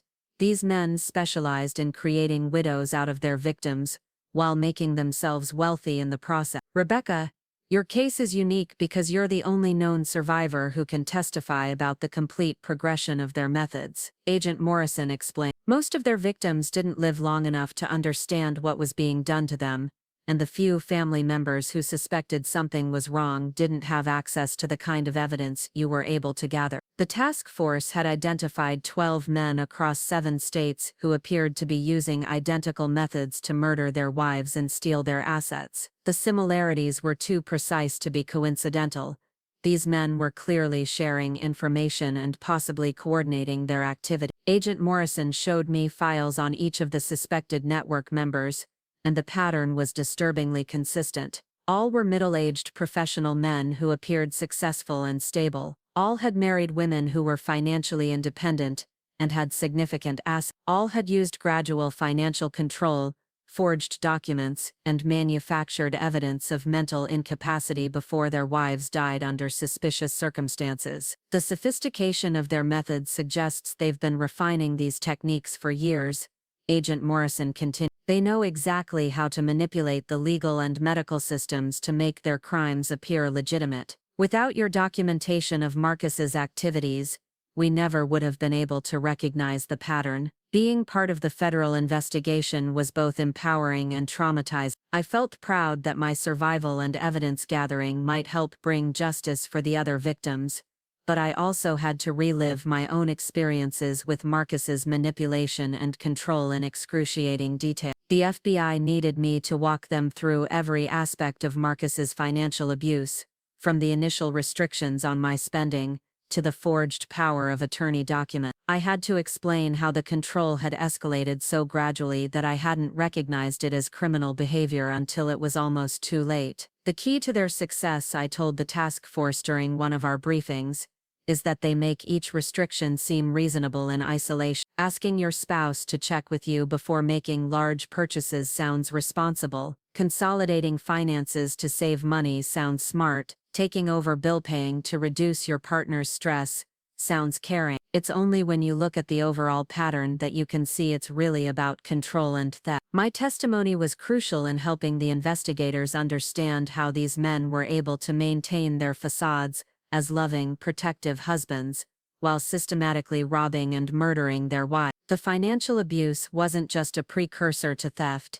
It was psychological conditioning that made their victims more compliant and less likely to question increasingly suspicious behavior. The investigation revealed that the network had been operating for at least 15 years, possibly longer. The men communicated through encrypted messaging apps and met annually at what appeared to be innocent professional conferences or golf tournaments. They shared techniques for finding vulnerable targets, methods for isolating their victims from family and friends, and strategies for making murder look like natural death or suicide. Most disturbing was the discovery that they'd developed detailed profiles of ideal victims. They specifically targeted women who were financially successful but emotionally isolated, divorced women, women who'd moved away from family support systems, women who worked in male-dominated fields where they were used to being dismissed or undermined. They're essentially serial killers who specialize in targeting successful women,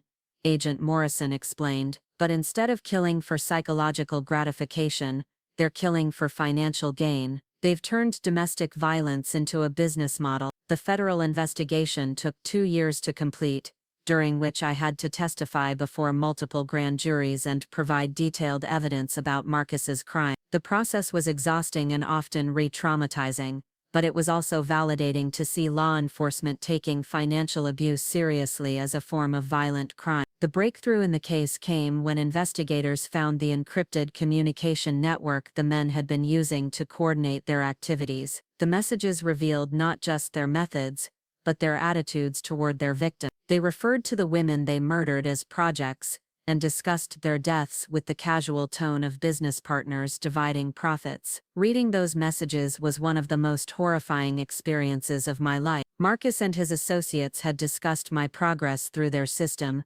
evaluating how successfully I was being conditioned for the final stages of their plan. They'd debated whether I was compliant enough yet for the power of attorney phase, or if I needed more financial restrictions to break down my resistance. Subject R is still showing too much independence. One message from Marcus. Recommend extending Phase 2 restrictions for another 6 months before proceeding to documentation phase. She questioned the golf club purchase, which suggests inadequate conditioning. Subject. That's what I'd been to them.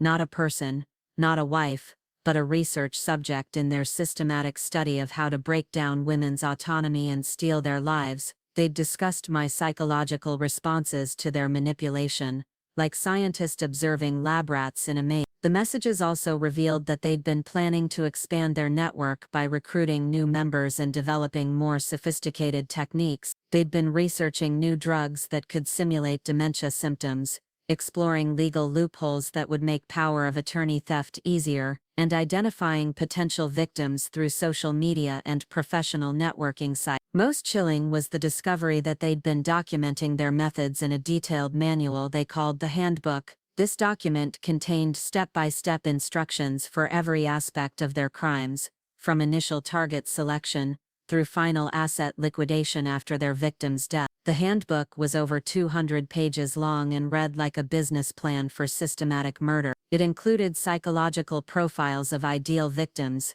financial planning templates for asset theft, medical information about substances that could cause cognitive symptoms, and legal strategies for avoiding suspicion during investigation. Reading that manual, I realized how narrowly I'd escaped death. Marcus hadn't been improvising his control and abuse. He'd been following a detailed protocol that had been tested and refined through the murders of multiple women. Every restriction he'd placed on my spending, every forged document he'd created, every staged photo he'd taken, had been part of a systematic plan to steal my identity, and ultimately my life. The federal prosecution of the surviving network members was the largest domestic violence case in U.S. history.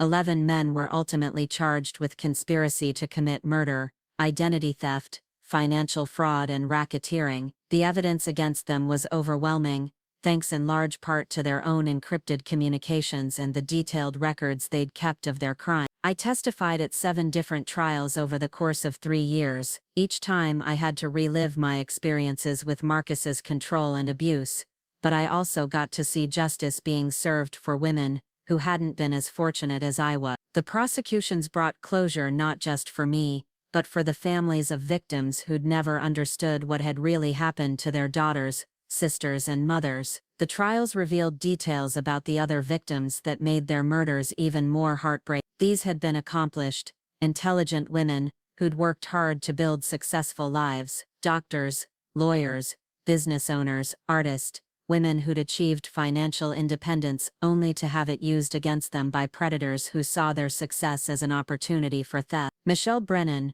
Richard's wife, had been a successful real estate agent who'd built a multi-million-dollar portfolio of investment properties. She'd been systematically poisoned with medications that caused cognitive symptoms while Richard forged her signature on documents, transferring all her properties to his name. She'd died in a memory care facility, alone and confused, while her husband sold off everything she'd worked for decades to build. Catherine Liu had been a pediatric surgeon whose husband gradually convinced her that the stress of her medical practice was causing her to develop early-onset dementia. He'd been drugging her coffee with substances that caused memory loss and confusion, then used her impaired state to have her declared mentally incompetent. She'd lost her medical license, her savings, and ultimately her life to a man who'd seen her success as something to be stolen rather than celebrated. Each victim's story was a variation on the same theme: successful women who'd trusted the wrong men and paid the ultimate price for that trust. Their murders hadn't been crimes of passion or desperation, they'd been calculated business decisions by men who'd turned domestic violence into a profitable enterprise. The trials also revealed how the network had evolved and adapted over time. Early victims had been killed in ways that appeared accidental: car crashes, falls, apparent suicides. But as forensic science advanced and investigators became more sophisticated, the network had shifted to methods that were harder to detect: slow poisoning, induced medical conditions, and psychological manipulation that drove victims to actual suicide. Marcus's planned method for murdering me, gradual poisoning combined with legal theft through forged power of attorney documents, represented the latest evolution of their technique. They'd learned from previous cases where family members had raised suspicions, and had developed methods that would make their crimes virtually undetectable.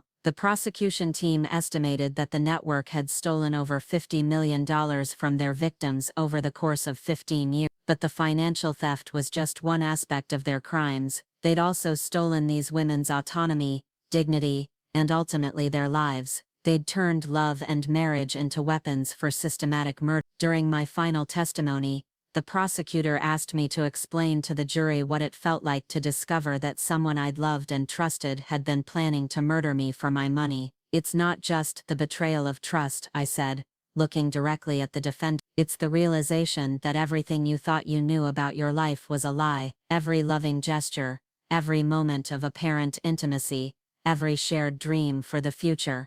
It was all just part of a business plan to steal your money and kill you. These men didn't see us as human beings. They saw us as resources to be harvested. The emotional impact of my testimony was visible throughout the courtroom. Several jurors were crying, and even the judge appeared moved by the scope of the crimes. But what struck me most was the complete lack of emotion from the defendant. They sat through hours of testimony about their victims' suffering, without showing any sign of remorse or even basic human empathy. When the verdicts were announced, 10 of the 11 defendants were convicted on all charges. The sentences ranged from life in prison without parole to death, depending on the jurisdiction and specific circumstances of their crimes. Richard Brennan, Marcus's golf partner, received the death penalty for Michelle's murder, and 2 other killings the prosecution was able to prove. Watching those men be led away in shackles should have felt like justice, but mostly it felt like profound sadness for the women who hadn't lived to see their murderers held accountable. Lisa Chen, Michelle Brennan, Catherine Liu, and the other victims would never get their lives back, would never see their dreams fulfilled, would never experience the vindication of watching their killers face consequences, but their deaths hadn't been completely meaningless. The prosecution of the Widowmaker network led to significant changes in how law enforcement investigates suspicious deaths of married women. New protocols were established for recognizing signs of financial abuse and systematic poisoning. Training programs were developed to help investigators identify the warning signs of organized domestic violence. The case also sparked legislative changes in multiple states, making it easier to prosecute financial abuse and harder for abusers to use forged documents to steal their victims' assets. The Marcus Wilson Act, named after my late husband's crimes, created new penalties for systematic financial abuse and required additional verification procedures for power of attorney documents. My advocacy work expanded significantly after the trials concluded. I started speaking at law enforcement conferences,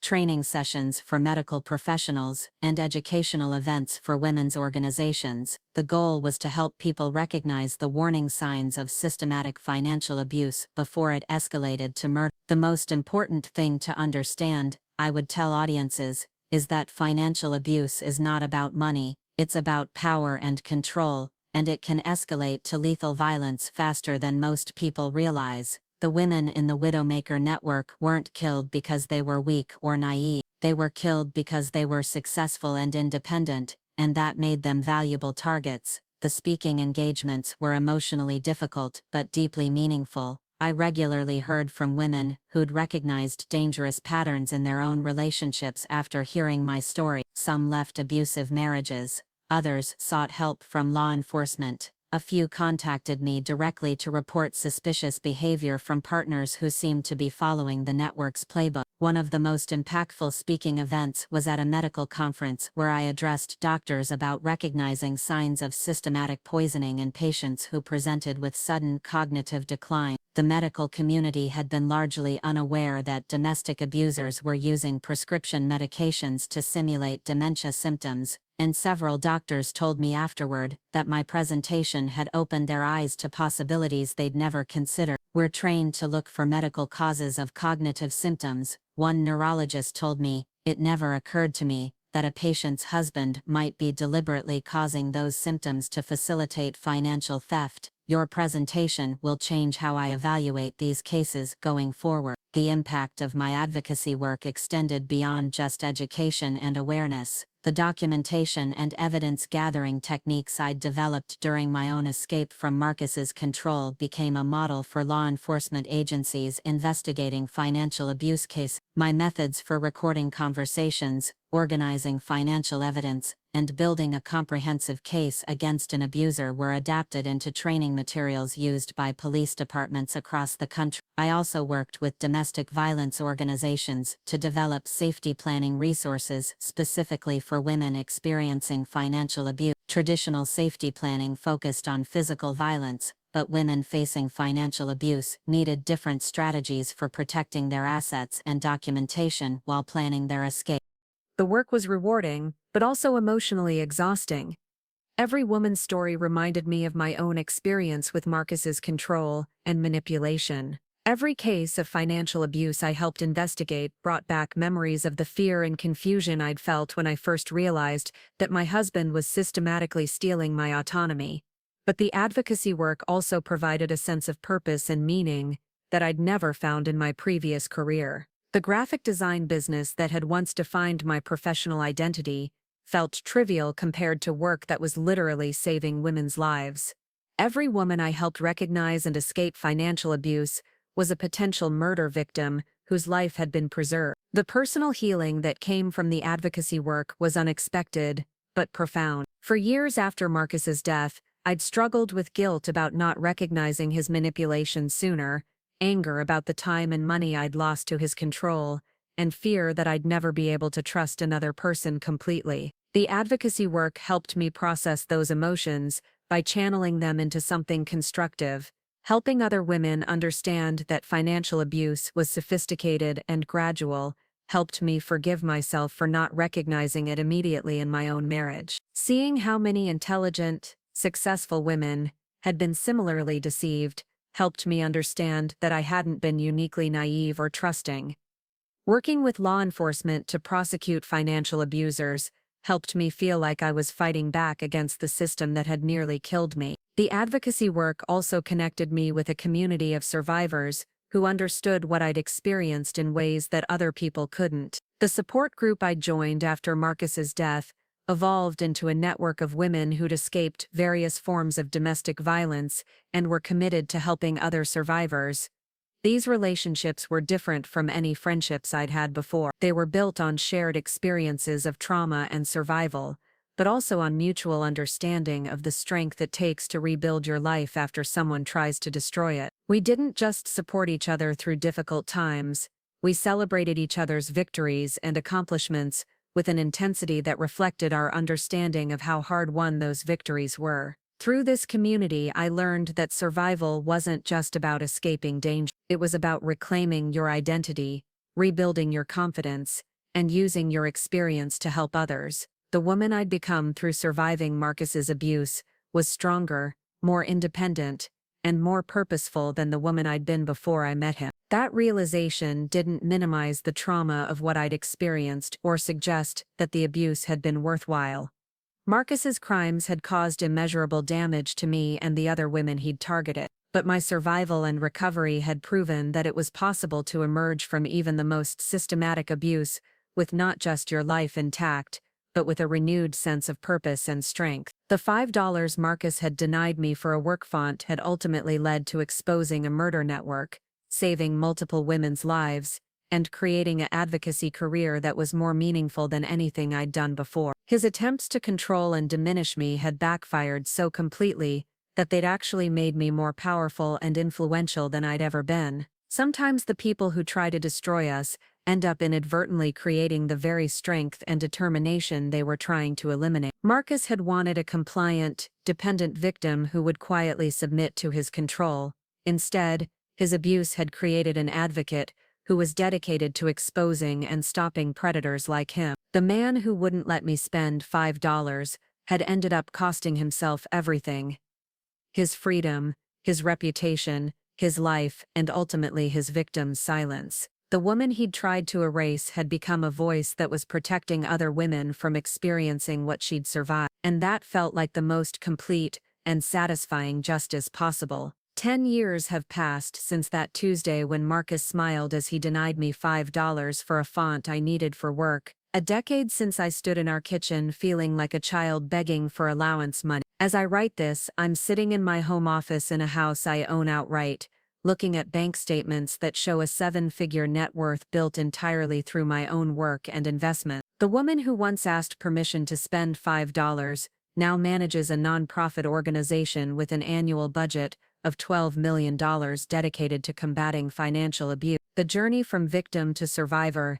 to advocate hasn't been linear or easy, but it's been the most meaningful work of my life. Last month alone, our organization helped 43 women escape financially abusive relationships, assisted law enforcement with 16 active investigations, and provided expert testimony in 8 criminal trials. The recording app I use to document Marcus's abuse has been downloaded by over 2 million women worldwide, and the safety planning resources we developed have been translated into 17 languages. But the true measure of our success isn't in statistics or budget numbers. It's in the letters I receive almost daily from women whose lives have been saved by recognizing the warning signs we teach. Women like Amanda, who left her husband after realizing that his protective financial management matched the patterns we describe in our educational material. Women like Dr. Sarah Kim, who recognized that her sudden cognitive symptoms might be the result of systematic poisoning after attending one of our medical conferences. The most recent letter came from a woman named Elena, whose story was so similar to mine that reading it felt like looking into a mirror of my past. Her husband had been gradually restricting her access to money, requiring permission for increasingly smaller purchases, and creating elaborate justifications for why she couldn't be trusted with financial decisions. But unlike me, Elena recognized the pattern before it progressed to forged documents or systematic poisoning. I was about to give him power of attorney over my finances when I found your organization's website, Elena wrote. Reading your story made me realize that what I was experiencing wasn't normal marriage financial planning. It was systematic abuse designed to steal my independence. I left him 2 weeks later and discovered he'd already been forging my signature on credit applications. Your work literally saved my life. Elena's letter arrived on the same day I received notification that the last member of Marcus's murder network had been executed for his crime. James Morrison, who'd killed 4 women over 8 years using methods identical to what Marcus had planned for me, died by lethal injection in a Texas prison. His death marked the end of a legal saga that had consumed the better part of a decade. But it also felt like the closing of a chapter that had defined my adult life. I didn't feel celebration or satisfaction when I learned of Morrison's execution. Mostly, I felt profound sadness for the women who hadn't lived to see justice served and gratitude that no other women would become his victims. The death penalty doesn't bring back the murdered wives and mothers, but it does ensure that these particular predators will never harm anyone again. The work I do now through the Rebecca Wilson Foundation extends far beyond just educating women about financial abuse. We've funded research into the psychological patterns that make certain women vulnerable to financial predators, developed technology solutions that help abuse victims document and report crimes, and lobbied for legislative changes that make it harder for abusers to steal their victims' assets. One of our most successful initiatives has been the Financial Abuse Documentation app, which provides secure encrypted recording and evidence storage for women who suspect they're being financially controlled. The app automatically timestamps and encrypts all data, making it admissible in court and impossible for abusers to delete or modify. Over 800,000 women have downloaded the app, and it's been used as evidence in more than 5,000 criminal cases. We've also pioneered new approaches to training law enforcement and medical professionals to recognize signs of systematic financial abuse and coercive control. The training program I developed based on my own experience with Marcus's manipulation has been adopted by police departments in all 50 states and 12 countries. Medical schools now include modules on recognizing signs of systematic poisoning designed to simulate cognitive decline. But perhaps the most important work we do is providing direct support to women who are currently trapped in financially abusive relationships. Our crisis counselors help women develop safety plans that protect both their physical safety and their financial assets. We provide emergency financial assistance to help women leave abusive relationships even when their access to money has been completely controlled by their abuser. The emergency assistance program was inspired by my own experience of having to rebuild my life from nothing after Marcus's crimes destroyed my credit and financial stability. We provide immediate cash grants, temporary housing assistance, and help with legal fees for women who are ready to leave abusive relationships but lack the financial resources to do so safely. Last year, we helped 2,847 women leave financially abusive relationships and provided emergency assistance totaling over $4 million. Every woman we help represents not just an individual life saved, but a family protected and a potential cycle of abuse broken. Many of the women we assist go on to become advocates themselves, creating a growing network of survivors who are committed to protecting other women. The Foundation's work has attracted national attention and support from unexpected sources. Tech companies have donated equipment and expertise to help us develop better documentation tools. Medical organizations have provided funding for research into the health effects of financial abuse. Even law enforcement agencies that were initially skeptical of our approach have become some of our strongest supporters, as they've seen the results of our training programs. The recognition and success feels surreal sometimes when I remember the woman I used to be. The Rebecca who asked Marcus for permission to spend $5 could never have imagined building an organization that operates in 37 states and has directly helped over 15,000 women escape abusive relationships. The woman who felt grateful for whatever financial autonomy her husband allowed her to keep now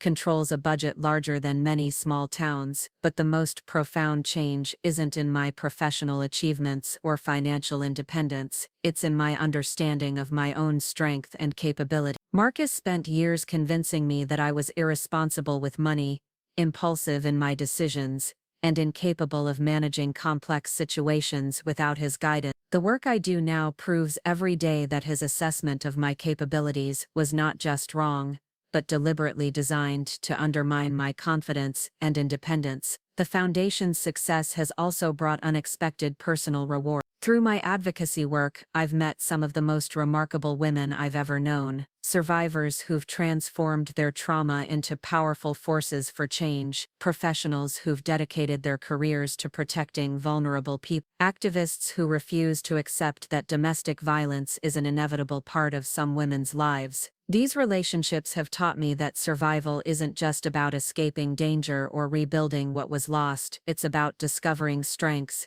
and capabilities you never knew you possessed. The woman who survived Marcus's systematic abuse was stronger and more resilient than the woman who'd entered that marriage. The trauma that nearly destroyed me also revealed reserves of determination and courage I'd never accessed before. I've also learned that healing from systematic abuse isn't a destination you reach, but an ongoing process of growth and self-discovery. There are still days when I catch myself second-guessing decisions or seeking validation for choices that I have every right to make independently. The psychological conditioning that Marcus used to control me left scars that may never completely heal, but those scars are also reminders of what I've survived and overcome. They're evidence of my capacity to endure, adapt, and ultimately thrive despite someone's deliberate attempts to destroy my sense of self-worth and independence. Every time I feel that familiar flutter of anxiety about making a financial decision without someone else's approval, I remember the work I do now, and the women whose lives depend on my ability to think clearly and act decisively. The Foundation has also given me a platform to address broader issues about how society treats women's financial capabilities and independence. The assumptions that made Marcus's abuse seem reasonable to outside observers, that women need male oversight of their spending, that financial control is a normal part of marriage, that successful women must be somehow deficient if they end up in abusive relationships, are pervasive cultural beliefs that enable financial abuse. Through my speaking engagements and media interviews, I try to challenge these assumptions and help people understand that financial abuse is about power and control, not about legitimate financial management or protection. The goal is to change cultural attitudes so that Marcus's behavior would be immediately recognized as abusive, rather than being dismissed as the reasonable concerns of a responsible husband. This cultural change work is slow and sometimes frustrating,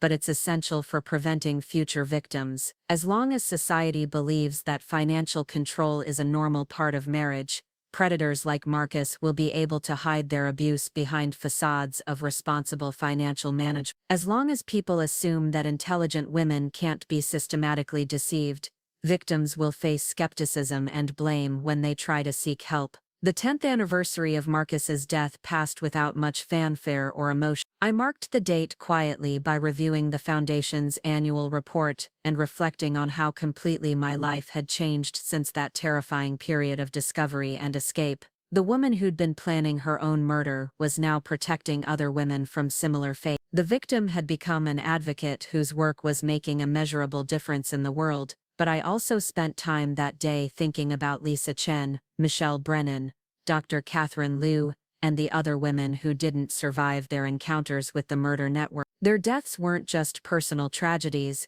they were losses to their professions, their communities, and the world at large. The contributions they might have made, the lives they might have touched, the dreams they might have fulfilled were all stolen by men who saw their success as something to be harvested rather than celebrated. The work I do now is partly in their memory, but it's also a recognition that survival carries responsibility. I was fortunate enough to recognize Marcus's manipulation before it progressed to murder, lucky enough to find the evidence I needed to expose his crimes, and privileged enough to have the resources and support necessary to fight back effectively. Those advantages came with an obligation to use them on behalf of women who might not be as fortunate. Looking ahead, the Foundation has ambitious plans for expansion and innovation. We're developing virtual reality training programs that will help law enforcement and medical professionals experience financial abuse from the victim's perspective. We're funding research into the neurological effects of systematic psychological manipulation. We're working with technology companies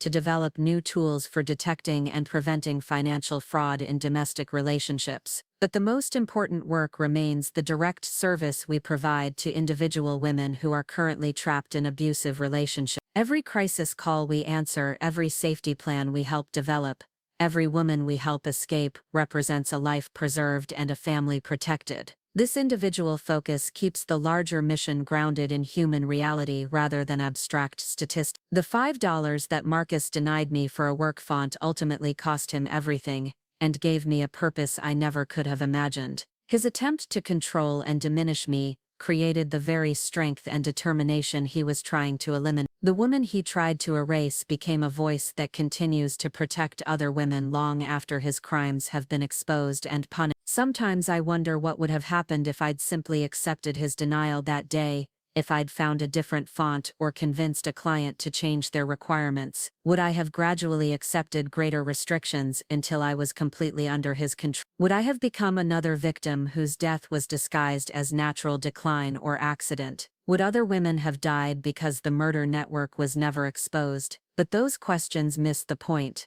The $5 denial wasn't really about money or fonts or work projects. It was about respect, autonomy, and the fundamental right to make decisions about your own life. Marcus's refusal to allow me that basic dignity revealed everything I needed to know about his true character and intention. My refusal to accept his control saved not just my life, but the lives of other women who might have become his future victims. The Foundation's motto, printed on every piece of our literature and displayed prominently in our offices, comes from something I learned during those dark months of discovering the truth about my marriage.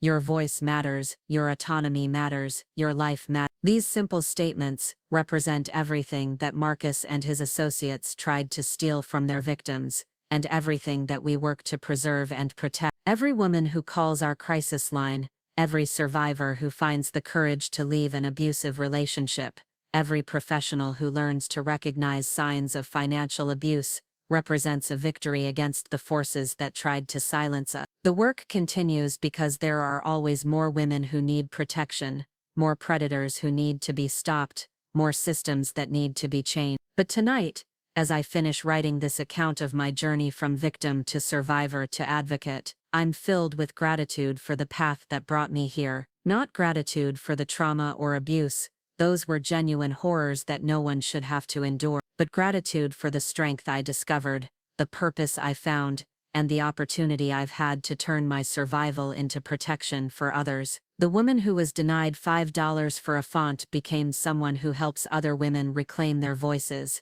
their autonomy, and their lives. And that transformation, from powerlessness to empowerment, from victim to advocate, from silence to voice, represents the best possible revenge against those who tried to destroy us. Up next, you've got 2 more standout stories right on your screen. If this one hit the mark, you won't want to pass these up. Just click and check them out.